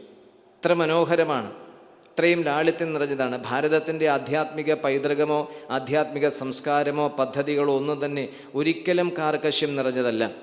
നമ്മുടെ സാഹിത്യ ഗ്രന്ഥങ്ങളൊക്കെ, പ്രത്യേകിച്ച് ശാസ്ത്രകൃതികളൊക്കെ പരിശോധിച്ചാൽ അത്ര കാർക്കശ്യങ്ങളൊന്നും ഇതിലില്ല എന്ന് വ്യക്തമാകും. പിന്നെ എവിടെയാണ് ഈ കാർക്കശ്യങ്ങളും നിർബന്ധങ്ങളും ഉടലെടുത്തത്? അത് എന്തിനു വേണ്ടിയായിരുന്നു? ആർക്കു വേണ്ടിയായിരുന്നു? എന്താ അതിൻ്റെ പ്രയോജനം? എന്നിട്ട് എന്തുണ്ടായി എന്ന് ചിന്തിച്ചു നോക്കൂ. അപ്പോൾ അത്രയും കർക്കശ സ്വഭാവമുള്ള ഇതര മതങ്ങളെ പോലുള്ളൊരു അടിച്ചമർത്തലോ അടിച്ചേൽപ്പിക്കലോ എല്ലാം നമ്മുടെ പൈതൃകവും ശാസ്ത്രരംഗവും സ്വീകരിച്ചിട്ടുള്ളത്. അപ്പം ആർക്കും സ്വീകരിക്കാവുന്ന വിധത്തിൽ, ആർക്കും പിന്തുടരാവുന്ന വിധത്തിൽ എല്ലാ പ്രാപഞ്ചിക വിധാനങ്ങളെയും അംഗീകരിച്ചുകൊണ്ട് തന്നെ അതിൽ ഉദാത്തമായ ഭാവങ്ങളെ രചിച്ചുകൊണ്ട് മനുഷ്യജീവിതത്തിൽ എല്ലാ നന്മകളെയും മേന്മകളെയും ഉണർത്താൻ സഹായിക്കുന്ന വിധത്തിലുള്ള ഒരു സവിശേഷ സ്പന്ദനമാണ് ഭാരതീയ സംസ്കൃതി. സവിശേഷമായൊരു സ്പന്ദനമെന്ന് തന്നെ പറയാം. അപ്പോൾ ആ സംസ്കാരത്തെയും മതത്തെയും കൃത്യമായി വേർതിരിച്ചറിയാൻ സാധിക്കാത്തതാണ് ആധുനിക സമൂഹം അനുഭവിക്കുന്ന വെല്ലുവിളി. എന്താണ് സംസ്കാരം? എന്താണ് മതം? എവിടെ വരെയാണ് മതത്തിൻ്റെ പ്രസക്തി? എവിടെയാണ് സംസ്കാരം ആരംഭിക്കുന്നത്? ഇത് രണ്ടും കൃത്യമായി തിരിച്ചറിയാത്ത ഒരു സമൂഹത്തെ ചൂഷണം ചെയ്യാനും അടിച്ചമർത്താനും പലതും അടിച്ചേൽപ്പിക്കാനും വഴിതെറ്റിപ്പിക്കാനും ഭിന്നിപ്പിക്കാനും സാധിക്കും. ഇതാണ് യഥാർത്ഥത്തിൽ ഇന്ന് നടന്നുകൊണ്ടിരിക്കുന്നത്. അപ്പം മതം എന്നതിന് എവിടെ വരെയാണ് പ്രസക്തിയുള്ളത്? അത് കഴിഞ്ഞാൽ സംസ്കാരം എവിടെ നിന്ന് എവിടേക്ക് വളരേണ്ടതുണ്ട്, അതെവിടെയെല്ലാം എങ്ങനെയെല്ലാം പ്രകാശിക്കേണ്ടതുണ്ട് എന്ന് നമുക്ക് വെളിപ്പെട്ട് കിട്ടിയാൽ, ബോധ്യപ്പെട്ട് കിട്ടിയാൽ അതോടെ അവസാനിക്കാവുന്നതേയുള്ളൂ. നമ്മുടെ എല്ലാ തരത്തിലുള്ള സങ്കടങ്ങളും സംഘർഷങ്ങളും അവിടെ തീരാവുന്നതേയുള്ളൂ. പക്ഷേ അത്തരത്തിലുള്ളൊരു പഠനമോ സമീപനമോ നമ്മളെ പൊതുസമൂഹത്തെ സംബന്ധിച്ച് ഉണ്ടാകുന്നില്ല. നമുക്കാകെ പറയാനുള്ളത് വിശ്വാസം എന്നൊരു വാക്ക് മാത്രമാണ്. അത് മതത്തിൻ്റെ ഭാഷയാണ് വിശ്വാസം എന്നുള്ളത്. എല്ലാ മതങ്ങളും നിലനിൽക്കുന്നതും ജീവിക്കുന്നതും ഈ വിശ്വാസം എന്ന ശബ്ദം ഉപയോഗിച്ചുകൊണ്ടാണ്. പക്ഷേ ഭാരതത്തെ സംബന്ധിച്ച് വിശ്വാസം എന്നതിന് യാതൊരു പ്രസക്തിയും ഇല്ലാത്ത വിധത്തിലാണ് നമ്മുടെ സാഹിത്യവും അതിൻ്റെ പ്രവചനവും പ്രചരണവും നടന്നിട്ടുള്ളത്. വിശ്വാസം എന്നത് താത്കാലികമായൊരു ഉറപ്പ് മാത്രമാണ്. അപ്പം ഭഗവാനോട് താത്കാലികമായ ഒരു ഉറപ്പ് പുലർത്തുന്ന ഒരു സമീപനമാണ് ഭക്തി എങ്കിൽ എന്നേ ഈ ഭക്തി പദ്ധതി പൊലിഞ്ഞ് നശിച്ചു പോകുമായിരുന്നു. അപ്പോൾ വിശ്വാസം മാറാം. ഭാര്യയ്ക്ക് ഭർത്താവിനോടുള്ള വിശ്വാസം നഷ്ടപ്പെടാം, ഭർത്താവിന് മറിച്ചുണ്ടാകാം. ബന്ധുക്കൾ തമ്മിലുള്ള വിശ്വാസം നഷ്ടപ്പെടാം. സൗഹൃദങ്ങളിൽ വിശ്വാസമാണ് പ്രധാന പങ്ക് വഹിക്കുന്നത്. അതുകൊണ്ട് തന്നെ സൗഹൃദവും കാലക്രമേണ വിശ്വാസത്തിന് കുറവ് സംഭവിക്കുമ്പോൾ നശിക്കാം, കുറയാം, ഇല്ലാതെയായി പോകാം. അപ്പോൾ കേവലം ഇന്നല്ലെങ്കിൽ നാളെ നശിച്ചു പോകുന്ന വിശ്വാസാധിഷ്ഠിതമായ ഒരു ബന്ധം പുലർത്താനല്ല ശ്രീമദ് ഭാഗവതം ഭക്തിയിലൂടെ നമ്മെ പഠിപ്പിക്കുന്നത്. അങ്ങനെയെങ്കിൽ കൃഷ്ണൻ വൃന്ദാവനം വിട്ട് മധുരയിലേക്കും തുടർന്ന് ദ്വാരകയിലേക്കും പോയി കഴിഞ്ഞപ്പോൾ വൃന്ദാവനവാസികൾക്ക് ഭഗവാനോടുള്ള ഭക്തി നശിക്കണമായിരുന്നു, ഇല്ലാതാകാമായിരുന്നു. അത് നശിക്കുകയല്ല, വർദ്ധിക്കുകയാണ് ചെയ്തത്. അത് ഉദ്ധവന് തിരിച്ചറിയാൻ സാധിച്ചു. ഉദ്ധവനിലൂടെ നാം അത് തിരിച്ചറിയേണ്ടതുണ്ട്. അപ്പം എത്ര കാലം കഴിഞ്ഞാലും നശിച്ചോ നഷ്ടപ്പെട്ടോ പോകാത്ത ഉദാത്തമായ ഒരു ഭാവദീപ്തിയാണ് ഭക്തി നമുക്ക് സമ്മാനിക്കുന്നതെന്ന് നാം തിരിച്ചറിയേണ്ടതുണ്ട്. അതുകൊണ്ട് ഏതെങ്കിലും ഒരു പരമ്പരാഗതമായൊരു ശീലമോ ഒരു കീഴ്വഴക്കമോ പിന്തുടരുമ്പോഴും ഹൃദയത്തിൽ ഭഗവാനോടുള്ള ആർദ്രമായ ഭക്തി സൂക്ഷിച്ച് ജീവിക്കാൻ, എപ്പോഴും അത് ഓർമ്മയിൽ നിന്ന് പൊയ്പോകാതിരിക്കാൻ പറ്റിയ ശീലങ്ങളിൽ മുഴുകാൻ നാം എപ്പോഴും തയ്യാറാകേണ്ടതുണ്ട്. അതിന് ഇന്നത്തെ സാഹചര്യത്തിൽ നമുക്ക് എങ്ങനെ സജ്ജരാകാം? അതിനെന്താണ് വഴി? ഇത് പറഞ്ഞാൽ പോരല്ലോ, അത് പ്രായോഗികമാക്കാൻ എന്തെങ്കിലും ഒരു നിർദ്ദേശം മുന്നോട്ട് വയ്ക്കേണ്ടതില്ലേ എന്ന് ചോദിച്ചാൽ നമുക്ക് പറയാം. എങ്ങനെയാണ് നമ്മുടെ ഇന്നത്തെ കാലത്ത് ഈ ഒരു ഇന്നത്തെ സാഹചര്യത്തിൽ ഇത്രയുമധികം സമയബന്ധിതമായ പ്രവർത്തനങ്ങളിൽ ഏർപ്പെട്ട് സഞ്ചരിക്കുന്ന കാലുഷ്യവും കാർക്കശ്യവും മത്സരവും നിറഞ്ഞ ഈ ജീവിതത്തിൽ നമുക്ക് എങ്ങനെയാണ് ഇത് നിലനിർത്താൻ സാധിക്കുക? എങ്ങനെയാണത് പിന്തുടരാൻ സാധിക്കുക? ഗോപികമാരുടെ ജീവിതവും അവരുടെ സംഭാഷണവും കേൾക്കുമ്പോൾ നമ്മുടെ ഉള്ളിൽ അതിൻ്റെതായ ഒരു ഭാവസ്ഫുരണം ഒരു പക്ഷേ ഉണ്ടായേക്കാം. അത് താത്കാലികമാണ്. അപ്പോൾ താത്കാലികമായ ആ ഭാവദീപ്തിയാണോ ശാശ്വതമായ അനുഭവമാണോ നമുക്കുണ്ടാകേണ്ടത്? തീർച്ചയായും അറിവുള്ളവരോ താല്പര്യമുള്ളവരോ ശ്രദ്ധാലുക്കളോ പറയും താത്കാലികമല്ല, ശാശ്വതമായതാണ് നമുക്ക് വേണ്ടത്. അത് പലതവണ പലരിൽ നിന്നും കേട്ട് തഴമ്പിച്ച് ഉറപ്പിച്ചു കഴിഞ്ഞതാണ്. പക്ഷേ ആ ശാശ്വതമായ ഈശ്വരാനുഭവം നമ്മിൽ എങ്ങനെ നിലനിർത്താൻ സാധിക്കും? എല്ലാ ലൗകിക ബന്ധങ്ങളും ത്യജിച്ച് എല്ലാ വ്യാവഹാരിക ചുമതലകളിൽ നിന്നും പരിപൂർണമായി വിരമിച്ച് ഉദ്ധവനെ പോലെയോ അക്രൂരനെ പോലെയോ ഒന്നും ഉൾവലിയാൻ, ഭാഗവതത്തിലെ മറ്റു കഥാപാത്രങ്ങളെ പരീക്ഷത്തിനെ പോലെ തന്നെ ഉൾവലിയാൻ എല്ലാവർക്കും സാധിച്ചു എന്ന് വരില്ല. ഇതൊക്കെ പറയുമ്പോഴും അതിൻ്റെ പ്രായോഗിക തലം കൂടി ചിന്തിക്കേണ്ടതുണ്ടല്ലോ, വേണ്ടേ? പ്രായോഗിക തലം കൂടി ചിന്തിക്കേണ്ടതുണ്ടല്ലോ. അപ്പോൾ പ്രായോഗിക തലമില്ലാതെ ഒരു തത്വമോ ഒരു ആശയമോ അവതരിപ്പിക്കാൻ പുറപ്പെട്ടാൽ അത് നിർജീവമായി പോകും, അത് നിലനിൽക്കില്ല. അപ്പോൾ ഏതൊരു തത്വവും ഒരു ആശയവും ആദർശവും ഇംപ്ലിമെൻ്റ് ചെയ്യാൻ പുറപ്പെടുമ്പോൾ, അത് പ്രാവർത്തികമാക്കാൻ നമ്മൾ ശ്രമിക്കുമ്പോൾ അതിൻ്റെ പ്രായോഗിക വശം കൂടി പരിശോധിക്കണം. അപ്പോൾ പ്രായോഗിക വശം നമുക്ക് ബോധ്യപ്പെട്ടെങ്കിൽ മാത്രമേ അത് പിന്തുടരാൻ നമുക്ക് പ്രേരണ അല്ലെങ്കിൽ പ്രചോദനം ഉണ്ടാകൂ. അപ്പോൾ ശ്രീമദ് ഭാഗവതം ഉയർത്തിപ്പിടിക്കുന്ന ഭക്തിയിലൂടെ സഞ്ചരിക്കുന്ന ഒരു സാധകന് അതുവഴി ഉണ്ടാകേണ്ട ഒരു ദിവ്യാനുഭവം എങ്ങനെ ഉണർത്തിയെടുക്കാൻ സാധിക്കും? അതിന് പര്യാപ്തമായ ശീലങ്ങൾ അല്ലെങ്കിൽ രീതികൾ എന്തെന്ന് ചോദിച്ചാൽ നമുക്ക് പറയാം. സമയം വളരെ പരിമിതമാണ്, അതുകൊണ്ട് ഞാൻ അക്കമിട്ട് പറയാം. ഒരു 5 ശീലങ്ങൾ എപ്പോഴും പറയുന്നതാണ്, എങ്കിലും സാന്ദർഭികമായി നിങ്ങളോടത് പങ്കുവയ്ക്കാൻ ഈ സന്ദർഭത്തിൽ ആഗ്രഹിക്കുന്നു. 5 ശീലങ്ങളെങ്കിലും ദൈനംദിന ജീവിതത്തിൽ നമ്മൾ പുലർത്തുക. അതിലൊന്നാമത്തേത് എന്താ? പ്രാർത്ഥന. രണ്ടാമത്തേത് ജപം. മൂന്നാമത്തേത് സ്വാധ്യായം. 4 സത്സംഗം. 5 ധ്യാനം. ഒന്നുകൂടി പറയാം: പ്രാർത്ഥന, ജപം, സ്വാധ്യായം, സത്സംഗം, ധ്യാനം. ഈ 5 ശീലങ്ങൾ ജീവിതത്തിൽ പിന്തുടരൂ. ഏറ്റവും ലളിതമാണ്. ഇതിനധികം സമയമോ പണമോ അധ്വാനമോ ചെലവാക്കേണ്ടതില്ലല്ലോ, ഏവർക്കും സാധിക്കാവുന്നതേ ഉള്ളൂ. എന്താ ഇപ്പം പ്രാർത്ഥിക്കാനുള്ളത്? കൃഷ്ണ, ഒരാപത്തും വരുത്തരുതേ, മകൾക്ക് അത് ഇത്തരം ആവശ്യങ്ങളുടെ പട്ടികയല്ല ഒരു ഉത്തമ ഭക്തനും സാധകനും ഭഗവാന്റെ മുമ്പിൽ അറിയിക്കേണ്ടത്. അപ്പം നമ്മുടെ ആവശ്യം എന്താണ്? നമ്മുടെ പൂർവജന്മ വാസനകൾക്കനുസരിച്ച് എന്താണ് ജീവിതത്തിൽ ഈ യാത്രയിൽ ഉണ്ടാകേണ്ടത്? അത് കൃത്യമായി യഥാസമയത്ത് ഉണ്ടാകുക തന്നെ ചെയ്യും. ഒരാൾക്കും അത് നിഷേധിക്കാനോ ഒരാൾക്കും അത് തട്ടിത്തെറിപ്പിക്കാനോ ഒരാൾക്ക് അപഹരിച്ചു കൊണ്ടുപോകാനോ സാധ്യമല്ല. അത് കൃത്യമായ സമയത്ത് വന്നു ചേർന്നിരിക്കും, അത് സംഭവിക്കും, അത് കടന്ന് നമ്മൾ വീണ്ടും മുന്നോട്ട് പോകും. അപ്പം അത്തരം സന്ദർഭങ്ങളിലൊക്കെ മനസ്സ് താളം തെറ്റിപ്പോകാതെ, ജീവിതം തകർന്ന് തരിപ്പണമാകാതെ അതിശക്തമായി നമുക്ക് മുന്നോട്ട് ലക്ഷ്യത്തിലേക്ക് കുതിക്കാനുള്ള ആത്മബലം, മനസ്സാന്നിധ്യം, ഇച്ഛാശക്തി, ഇതേ നമുക്ക് വേണ്ടതുള്ളൂ. അപ്പം അതുകൊണ്ട് അമിതമായ ആവശ്യങ്ങളും പ്രകടനങ്ങളുമല്ല ഭക്തി പരിശീലനത്തിൽ നമുക്ക് ആവശ്യം. ഉദാത്തമായ ഭാവനകളും ഉത്കൃഷ്ടമായ ചിന്തകളും നമ്മിൽ ഉദ്ദീപിപ്പിക്കുന്ന ശബ്ദസ്പന്ദനങ്ങളെയാണ് പ്രാർത്ഥനകളായി നമ്മൾ തിരഞ്ഞെടുക്കേണ്ടത്. അത്തരം പ്രാർത്ഥനാ ഗീതങ്ങളെയും ശ്ലോകങ്ങളെയും അതിമനോഹരമായി നമ്മുടെ പൂർവികർ ഋഷി സമൂഹം ചിട്ടപ്പെടുത്തിയിട്ടുണ്ട്. നമ്മളിവിടെ സത്രശാലയിൽ അതിരാവിലെ ധർമ്മസേവകരെല്ലാം ഒത്തുകൂടുമ്പോൾ ഒരു പ്രാർത്ഥനാ ഗീതമാണ് അവരുടെ ചുമതലയിലേക്ക് പ്രവേശിക്കുന്നതിന് മുമ്പ് അവർക്ക് അതിനൊരു നിർദ്ദേശമോ അല്ല ഒരു പ്രേരണയായോ നമ്മളിവിടെ നിന്ന് നൽകുന്നത്. അപ്പോൾ അത് ആവർത്തിക്കാൻ ഇഷ്ടപ്പെടുന്നില്ല. അത്തരം പ്രാർത്ഥനാ ഗീതങ്ങളോടുകൂടി ആരംഭിക്കട്ടെ. അപ്പോൾ എങ്ങനെ പ്രാർത്ഥിക്കണം? രാവിലെ എഴുന്നേൽക്കണം, കുളിച്ച് കുറി തൊടണം, പൂജാമുറിയിൽ വിളക്ക് വയ്ക്കണം, പിന്നെ അവിടെ ചമ്മറം മടിഞ്ഞിരിക്കും. ഇതിനൊക്കെ പുറപ്പെട്ടാൽ പ്രാർത്ഥനയൊന്നും ഉണ്ടാകില്ല. നടപ്പുള്ള കാര്യമല്ല ഇത്. അപ്പം അതുകൊണ്ട് അതാ നേരത്തെ പറഞ്ഞത്, പ്രായോഗിക വശം നമ്മളതിൽ പരിഗണിക്കേണ്ടതുണ്ട്. പ്രാർത്ഥന നടക്കണം. അപ്പോൾ മറ്റ് തരത്തിലുള്ള ഒരുക്കങ്ങളെയും കീഴ്വഴക്കങ്ങളെയും നമുക്കൊരു പക്ഷേ അതിന് മാറ്റിവെക്കേണ്ടി വരും. നമുക്ക് സധൈര്യം, അവിടെയാണ് നമ്മൾ അടിപതറി. പലപ്പോഴും എന്തെങ്കിലും കുഴപ്പമുണ്ടായാലോ, എന്തെങ്കിലും തകരാറുണ്ടായാലോ, ഇതൊക്കെ പറയുമ്പോൾ നമുക്ക് ഒരുപാട് വിഷയങ്ങൾ ഇതുമായി ബന്ധപ്പെടുത്തി ചിന്തിക്കേണ്ടി വരും, ചർച്ച ചെയ്യേണ്ടതുണ്ട്. പക്ഷെ അതിലേക്കൊന്നും നമ്മളിപ്പോൾ കടക്കണില്ല. അപ്പോൾ അതിരാവിലെ പ്രാർത്ഥനയോടുകൂടി നമ്മുടെ ജീവിതം ആരംഭിക്കട്ടെ. പ്രാർത്ഥനാ ശ്ലോകങ്ങളോ പ്രാർത്ഥനാ ഗീതങ്ങളോ ആയിരിക്കണം നമ്മുടെ ഓരോ ദിവസത്തെയും ഉണർവോട് ചേർന്ന് നിൽക്കേണ്ടത്. ഉദാത്തമായ ഭാവങ്ങളും ഉദാത്തമായ സ്പന്ദനങ്ങളും നമ്മുടെ ഉള്ളിൽ സൃഷ്ടിക്കുന്ന ഉജ്ജ്വലമായ ഭാവാത്മകമായ പ്രാർത്ഥനാഗീതങ്ങൾ ധാരാളമുണ്ട്. അതിലേതെങ്കിലും ഒന്ന് തിരഞ്ഞെടുത്ത് ആ പ്രാർത്ഥനാഗീതം ആലപിച്ചുകൊണ്ട് ഉണരുക, പ്രവർത്തിക്കുക. പിന്നീട് അത് കഴിഞ്ഞാലോ അടുത്ത ഒന്നാണ് ജപം. എങ്ങനെയപ്പോൾ ജപിക്കുക? എത്രയോ കീർത്തനങ്ങളുണ്ട് ജപിക്കാൻ. ഇപ്പോൾ ഹരേ രാമ രാമ രാമ ഹരേ ഹരേ, ഹരേ കൃഷ്ണ കൃഷ്ണ കൃഷ്ണ ഹരേ ഹരേ. ഇതൊരു മാലാമന്ത്രമാണ്. അപ്പം ഇത് ധാരാളം നമുക്ക് ജപിക്കാൻ സാധിക്കും. ജീവിതത്തിൽ ഉറപ്പ് തരുന്നു, എന്ത് വൈഷമ്യങ്ങളും എന്ത് പ്രതിസന്ധികളും ഏത് തരത്തിലുള്ള പ്രയാസങ്ങളും ഉണ്ടാകട്ടെ. കാരണം ഈ ലോകം നമ്മുടെ മുമ്പിൽ ഒരു പരീക്ഷണശാലയാണ്. എന്താണ് അടുത്ത് സംഭവിക്കാൻ പോകുന്നതെന്ന് നമുക്ക് ചില ഊഹങ്ങളും അനുമാനങ്ങളും നടത്താമെന്നല്ലാതെ ഇന്നതുമാതിരി ആയിരിക്കും സംഭവിക്കുക എന്ന് ഉറപ്പിച്ചു പറയാൻ നമുക്ക് സാധ്യമല്ല. അത്രയും സങ്കീർണവും ദുരൂഹവുമാണ് ഈ പ്രപഞ്ച സമസ്യ. അതിനു മുമ്പിലാണ് നമ്മൾ ജീവിക്കുന്നത്.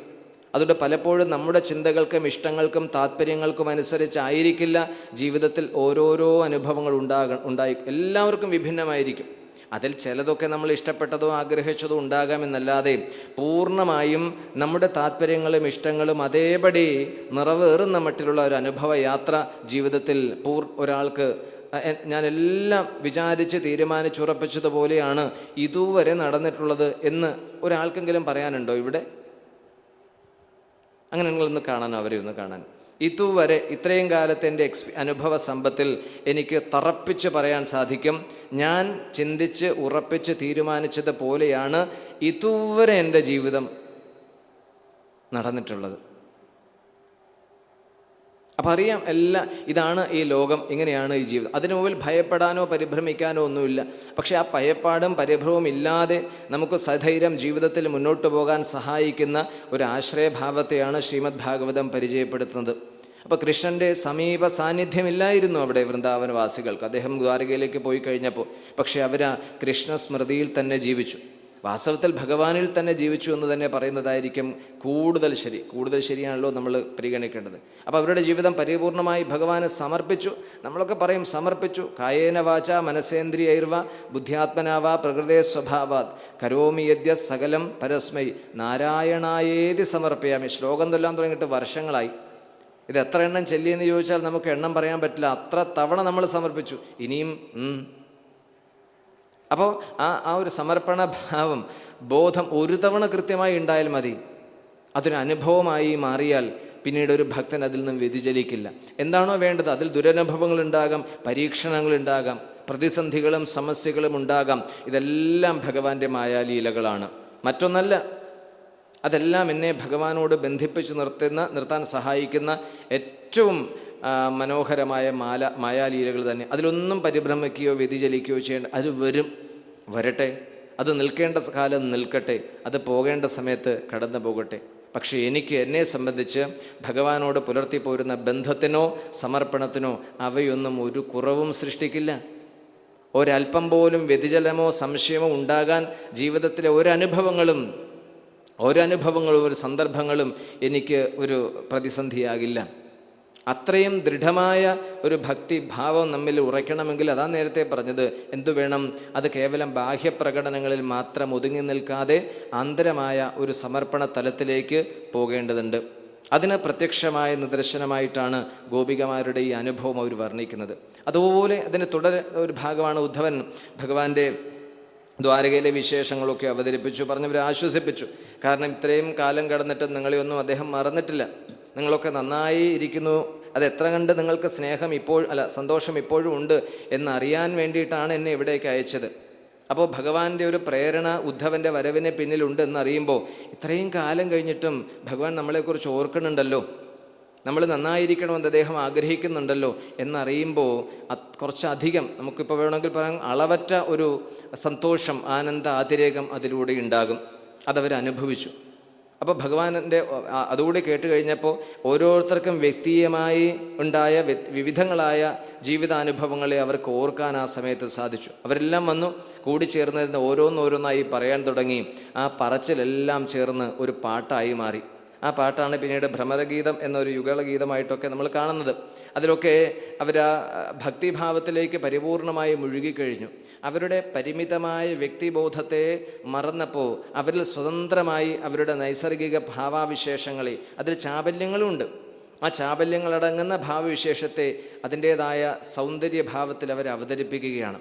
ഉദ്ധവനോട് പറയണത് നേരിട്ട് പറയുകയല്ല, അതൊരു കവിയുടെ ഭാഷയും രീതിയുമാണ്. ഉദ്ധവനോട് നേരിട്ട് പറയുകയല്ല, അവിടെ പറന്നു വന്ന ഒരു വണ്ടിനെ മുൻനിർത്തി വണ്ടിനോട് പറയുന്ന രീതിയിൽ, ഇപ്പോൾ വണ്ടിനോട് പറയുമ്പോൾ ഉദ്ധവൻ അത് കേൾക്കുമല്ലോ, അപ്പോൾ വണ്ടിനോട് പറയുന്ന രീതിയിൽ അസൂയയും നേരത്തെ പറഞ്ഞ എല്ലാ ഭാവങ്ങളും ചാലിച്ച് ഭഗവാന്റെ ആ ദിവ്യ സാന്നിധ്യം പ്രത്യക്ഷത്തിൽ ഉണ്ടാകാൻ വേണ്ടി കൊതിച്ചിരിക്കുന്ന ആ ഗോപികമാരുടെ തന്മയീഭാവം, അതാണ് വാസ്തവത്തിൽ ഒരു ഭക്തൻ്റെ ഹൃദയത്തിൽ അല്ലെങ്കിൽ ഭക്തിയുടെ ഹൃദയത്തിൽ ദീപ്തമാകേണ്ടത്. അതിന് നമുക്ക് എത്ര ദൂരം സഞ്ചരിക്കണം, എത്ര കാലം കാത്തിരിക്കണം, എത്ര വയസ്സുവരെയാണ് ഇതിൻ്റെ പരിമിതി, ഇത്ര കഴിഞ്ഞിട്ടേ ആകാവൂ, ഇത്ര ഇതിനുള്ളിലേ ആകാവൂ എന്നൊക്കെയുള്ള നിബന്ധനകൾ, അതാണ് നമുക്ക് ശാസ്ത്രം നൽകുന്ന ഒരു സ്വാതന്ത്ര്യം. അതാണ് ശാസ്ത്ര പഠനവും അതിൽ നിന്ന് ഉരുത്തിരിയുന്ന ശാസ്ത്രബോധവും നമുക്ക് നൽകുന്നൊരു സ്വാതന്ത്ര്യവും വലിയ അവസരവും ചെറുതല്ല.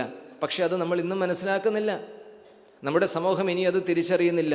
ഇപ്പോഴും അനാവശ്യമായ നിയന്ത്രണങ്ങളും നിബന്ധനകളിലും കൂടിക്കുഴഞ്ഞ് മലീമസമായിരിക്കുന്ന ഒരു സാമൂഹ്യ ശരീരത്തിലേക്ക് നമ്മളിങ്ങനെ വീണ്ടും വീണ്ടും ചാടിക്കൊണ്ടിരിക്കുകയാണ്.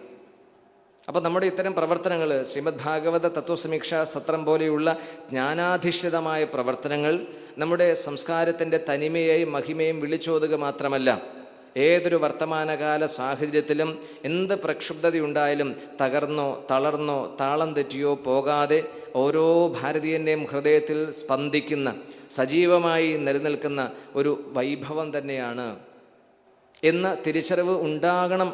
അതുണ്ടായില്ലെങ്കിലാണ് ഈ കുഴപ്പം ഉണ്ടാകുന്നത്. അതുണ്ടാകാൻ എന്തെല്ലാം വഴികളാണോ നമ്മുടെ പൂർവികർ രചിച്ച് നമുക്ക് സമ്മാനിച്ചിട്ടുള്ളത്, അത് ധൈര്യസമേതം സ്വീകരിക്കാൻ നാം തയ്യാറായാൽ ഉടനടി മാറും, അടിമുടി മാറും. നമ്മുടെ ഭാവവും നമ്മുടെ രീതിയും നമ്മുടെ സങ്കല്പവും നമ്മുടെ കാഴ്ചപ്പാടും നമ്മുടെ സമീപനവും എല്ലാം അടിമുടി അതുകൊണ്ട് മാറാനുള്ളതേ ഉള്ളൂ. അതിന് ഒരു വഴിമരുന്നിടുകയാണ് ശ്രീമദ് ഭാഗവതത്തിലെ ഭക്തി എന്ന ഒരു പദ്ധതിയുടെ അതിൻ്റെ വിനിയോഗ രീതികൾ. അതുകൊണ്ട് ഇവിടെ മനസ്സിലാക്കേണ്ടത്, ചുരുക്കത്തിൽ പറഞ്ഞാൽ, വന്ന വിഷയത്തിലേക്ക് വരാൻ, പരിഷ്കൃതരല്ലാത്ത, വിദ്യാസമ്പന്നരല്ലാത്ത, വലിയ പാരമ്പര്യമൊന്നും അവകാശപ്പെടാനില്ലാത്ത, ഭൗതിക ജീവിതത്തിൻ്റെ അതിപ്രസരമില്ലാത്ത ഗ്രാമീണരുടെ ഇടയിൽ പോലും ഇത്രയും തരളിതമായ ഒരു ഭക്തിയെ ഭാരത ഹൃദയം പരിപാലിച്ചിരുന്നുവെങ്കിൽ ആ ഒരു ഭക്തി സംസ്കാരത്തെയാണ് നാമും പിന്തുടരേണ്ടത്, ശ്രീമദ് ഭാഗവതം കേൾക്കുകയും വായിക്കുകയും ചെയ്യുന്നതിലൂടെ. അതുകൊണ്ടാണല്ലോ ആദ്യമേ ശ്രീമദ് ഭാഗവതം സ്വാദു സ്വാദു പദേ പദേ, സ്വാദു സ്വാദു ദിനേ ദിനേ എന്ന് ഓർമ്മപ്പെടുത്തിയത്. അപ്പോൾ ഭക്തി നമ്മുടെ ഉള്ളിൽ ഉണരാൻ ഇത്രയും വലിയ കലാപരിപാടികളുടെ ഒന്നും ഒരാവശ്യവുമേ ഇല്ല. എന്നാൽ സാമൂഹികമായ ചില രംഗങ്ങളിൽ, ചില സന്ദർഭങ്ങളിൽ അതിൻ്റേതായ ഒരു വലിയ പ്രദർശനത്തിന് വേണ്ടി ഇത് സഹായിക്കാം. പക്ഷെ ഒരു ഉപാസകൻ എന്ന നിലയിൽ, ഒരു ഭക്തൻ എന്ന നിലയിൽ, ഒരു സാധകൻ എന്ന നിലയിൽ ഭക്തിയെയാണ് പിന്തുടരുന്നതെങ്കിൽ തീർച്ചയായിട്ടും അതിൻ്റെ ഉദാത്ത ഭാവങ്ങൾ പിന്തുടർന്നേ മതിയാകൂ. അങ്ങനെ ആത്മാർത്ഥവും സത്യസന്ധവുമായ ഒരു സമർപ്പണ ഭാവം ഇല്ലാതെ നമുക്കൊരിക്കലും ഭക്തിയിലൂടെ സഞ്ചരിച്ച് അതിൻ്റെ ദിവ്യാനുഭവം ഉണരാൻ അല്ലെങ്കിൽ അറിയാൻ സാധ്യമല്ല. അങ്ങനെ സഞ്ചരിച്ച ഒരാളെ സംബന്ധിച്ച് അവർക്കൊരിക്കലും അതിൽ നിന്ന് വ്യതിചലിക്കാനോ വഴിമുട്ടി നിൽക്കാനോ സാധ്യമേ അല്ല. എന്തു തന്നെ നേരത്തെ പറഞ്ഞല്ലോ, ഈ ലോകജീവിതമാണല്ലോ എല്ലാവർക്കും ഏറ്റവും വലിയ പ്രശ്നം. ഒരു തരത്തിൽ അല്ലെങ്കിൽ വേറൊരു തരത്തിൽ പ്രശ്നങ്ങൾ.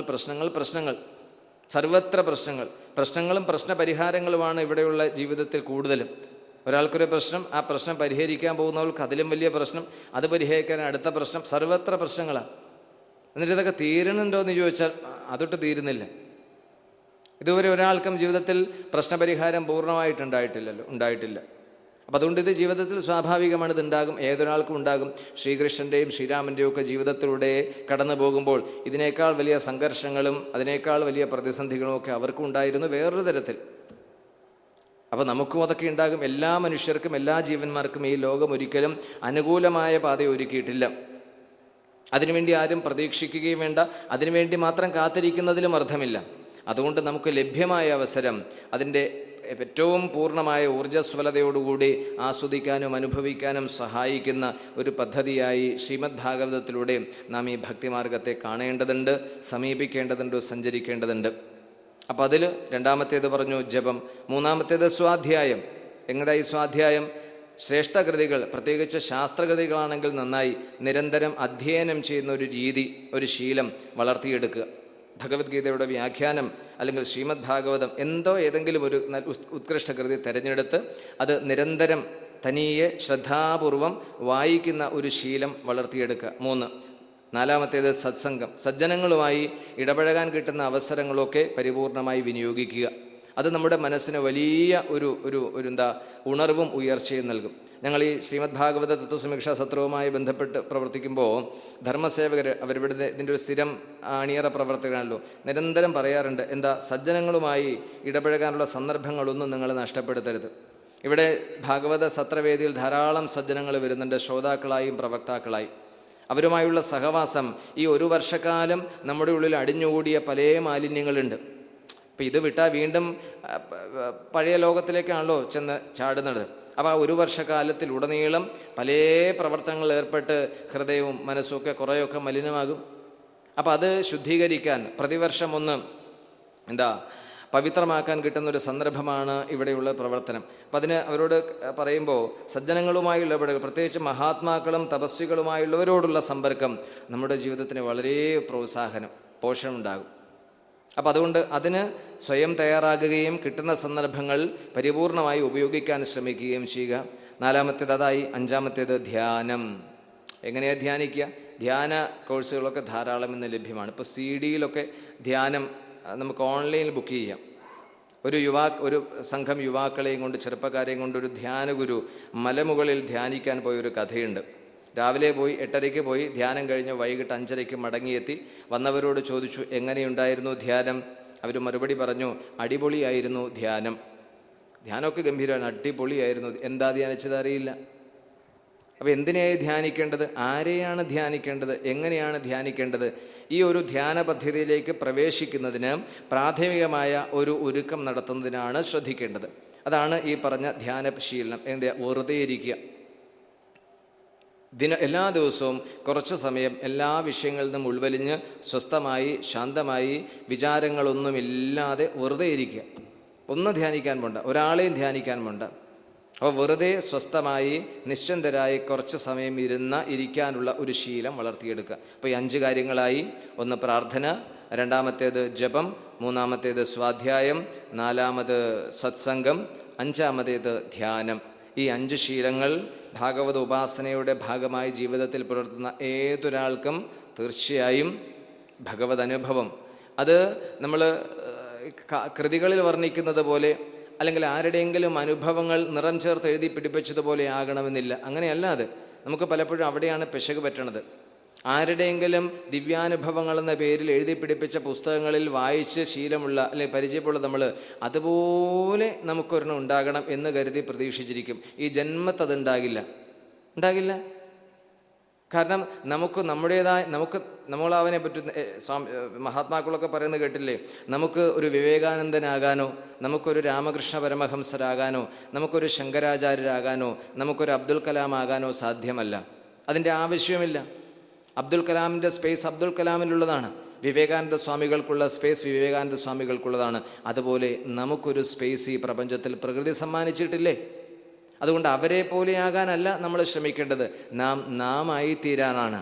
നമ്മിൽ നിലനിൽക്കാനാണ് ശ്രദ്ധിക്കേണ്ടത്. അതിനെ സഹായിക്കുന്ന ഒരു വിശേഷപ്പെട്ട പദ്ധതിയാണ് ശ്രീമദ് ഭാഗവതം പരിചയപ്പെടുത്തുന്നതും പരിശീലിപ്പിക്കുന്നതുമായ ഈ ഭക്തിഭാവം. അപ്പം അതിന് ആർദ്രമായ ഒരു ഭാവം അതിനുണ്ട്, വിമർശന സ്വഭാവമുണ്ട്, വിലയിരുത്തലുണ്ട്, അസൂയ, കുശുബ്, കുന്നായ്മ മുതലായ വൈകാരിക സ്ഥാനങ്ങൾ അതിനെ ഒരിക്കലും നിരുത്സാഹപ്പെടുത്തുന്നില്ല. പക്ഷെ ഇതെല്ലാം ആരോടാകാം? വ്യക്തികൾ എന്നതിനപ്പുറത്തേക്ക്, പരിമിതമായ വ്യക്തിത്വങ്ങൾ എന്നതിനപ്പുറത്തേക്ക് വിശാലമായ ഈശ്വരഭാവത്തിലേക്ക്, പ്രപഞ്ചത്തിൻ്റെ ആധാര പുരുഷനിലേക്കായിരിക്കണം ഈ പറയുന്ന എല്ലാ മനോഭാവങ്ങളും കേന്ദ്രീകരിക്കപ്പെടേണ്ടത്. അപ്പോഴാണ് യോന്തപ്രവിശ്യ മമ വാചമിമാം പ്രസുത്താം എന്ന ശ്ലോകം ഉയർത്തിപ്പിടിക്കുന്ന ആശയം നമുക്ക് അനുഭവവേദ്യമാകുന്നത്. അപ്പം കേവലമായ പരിമിതമായ ഒരു വ്യക്തി എന്ന നിലയിൽ ഭഗവാനെ ആരാധിക്കുന്ന അല്ലെങ്കിൽ ഈശ്വരനെ കാണുന്ന ഒരു നിലയിൽ നിന്ന് വിശ്വാധാരമായിരിക്കുന്ന, വിശ്വത്തിൻ്റെ കേന്ദ്രമായിരിക്കുന്ന സ്രോതസ്സിനെ അല്ലെങ്കിൽ പ്രഭാവത്തെ അറിയുന്ന, അനുഭവിക്കുന്ന ഉയർന്ന നിലയിലേക്ക്, വിശാല ലോകത്തിലേക്കായിരിക്കണം നമ്മുടെ ഭക്തി യാത്ര ചെയ്യേണ്ടതും പര്യവസാനിക്കേണ്ടതും. അത് ഉദ്ധവനിലൂടെ മനസ്സിലാക്കുകയും ഗോപികമാരുടെ സംഭാഷണത്തിൽ ഓർമ്മപ്പെടുത്തുന്നുണ്ട്. കേവലം ഭഗവാൻ ഒരു മനുഷ്യനല്ല, അത് ഗോപികമാർക്ക് അറിയാത്തതല്ല. നഖലു ഗോപിക നന്ദനോ ഭവാൻ അഖിലദേഹിനാം അന്തരാത്മദൃക് വിഘനസാർത്ഥിതോ വിശ്വഗുപ്തയെ. അത് പറഞ്ഞു കഴിഞ്ഞതാണ്. ഇതൊക്കെ അവർക്ക് അറിയാവുന്ന കാര്യങ്ങളാണ്. ഇപ്പം നമുക്കൊക്കെ അറിയാത്തതാണോ ഈ കാര്യങ്ങളൊക്കെ? ഇതൊരാൾ പറയുമ്പോൾ അതിനെ ഒന്നുകൂടി വിശദീകരിച്ച് ബോധ്യപ്പെടുത്തുമ്പോൾ നമ്മുടെ ഉള്ളിൽ ആ ആശയം അല്ലെങ്കിൽ ആ തത്വം ഒന്നുകൂടി ഉറയ്ക്കും. അതിനെക്കുറിച്ച് കുറച്ചധികം ചിന്തിക്കും. സാധിക്കുമെങ്കിൽ അത് കുറേ ജീവിതത്തിൽ പിന്തുടരാൻ ശ്രമിക്കും. അന്ന് നിരന്തരമായി ഈ ഒരു പ്രോത്സാഹനവും ശ്രമവും നമുക്ക് ആവശ്യമാണ്. ഒരു ഉത്തമാധികാരിയെ സംബന്ധിച്ച് ഒരു തവണത്തെ ശ്രവണം കൊണ്ട് തന്നെ തത്വസാക്ഷാത്കാരം സിദ്ധിക്കും. അത് പരീക്ഷത്തിനുണ്ടായി. അതല്ലോ ഭാഗവതം പറയുന്നത്. പരീക്ഷത്തിൽ അധികം സപ്താഹങ്ങളോ ജ്ഞാനയജ്ഞങ്ങളൊന്നും കേൾക്കാൻ പോയില്ല, ഒരു തവണയേ കേട്ടുള്ളൂ. അപ്പം ഒരു തവണത്തെ ശ്രവണം കൊണ്ട് തത്വബോധം ഉണരാൻ അദ്ദേഹത്തിന് സാധിച്ചു. അദ്ദേഹത്തിന് വേണ്ടി പരിപൂർണമായി സജ്ജമായി കഴിഞ്ഞു. അപ്പോൾ ആ ഉത്തമാധികാരി അല്ലാത്തവരെ സംബന്ധിച്ച് അധികാരികൾക്കും അതിന് താഴെയുള്ളവർക്കും അതിൻ്റേതായ പദ്ധതികൾ ആവശ്യമാണ്. അതിന് ശ്രീമദ് ഭാഗവതം തുറന്നു തരുന്ന ഈ ഭാവാത്മകമായ ഭക്തി യാത്രയിൽ ചേർന്ന് അതിൻ്റെ ദിവ്യാനുഭവം സ്വാംശീകരിച്ച് അതിൽ മുഴുകി, അതിൽ നിമഗ്നരായി, അതിലൊഴുകി ഈ വിശ്വത്തിൽ വിലയിക്കാൻ നമുക്കൊക്കെ സാധിക്കണം. അതിനുള്ള ഒരു തുടർ ശ്രമമാകട്ടെ ഇത്തരം കൂട്ടായ്മകൾ. അതിലെല്ലാവരെയും ജഗദീശ്വരൻ്റെ കൃപാകടാക്ഷങ്ങൾ എപ്പോഴും പിന്തുണക്കട്ടെ എന്ന് ആശംസിച്ചുകൊണ്ട് തത്കാലം ഈ ഭാഷണം ഇവിടെ ഉപസംഹരിക്കുകയാണ്. അടുത്ത ഒരു 15 മിനിറ്റിനുള്ളിൽ പാരായണം, ശ്രീമദ് ഭാഗവത പാരായണം പുനരാരംഭിക്കേണ്ടതുണ്ട്. നമുക്ക് ഉച്ചയ്ക്ക് 1 മണിക്കൂറിന് കുട്ടികളുടെ വിഷ്ണു സഹസ്രനാമ ജപയജ്ഞത്തിന് നഷ്ടപ്പെടുകയുണ്ടായി. അപ്പോൾ അതിൻ്റെ ഒരു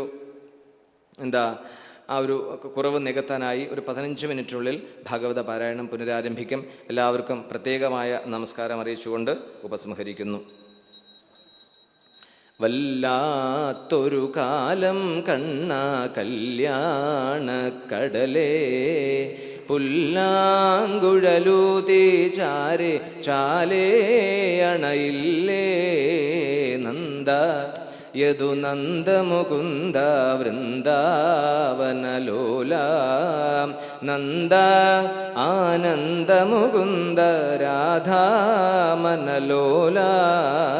ചന്ദം നിൻ പീതാംബരമിന്നണയും പുതുചന്തം ചന്ദാമരനയന കണ്ണ എന്തേ അണയാത്തു നന്ദ യദു നന്ദമുകുന്ദ വൃന്ദാവനലോല നന്ദ ആനന്ദമുകുന്ദ മായാമനലോല മായാമയമുരളീരവമൊഴുകും വഴി നീളേ അലയും മമ ബധിരം മനമറിയാൻ മടിയരുതേ നന്ദ യദു നന്ദമുകുന്ദ വൃന്ദാവനലോല നന്ദ ആനന്ദമുകുന്ദ രാധാമനലോല രാധാമനലോല സർവത്ര ഗോവിന്ദനാമ സങ്കീർത്തനം.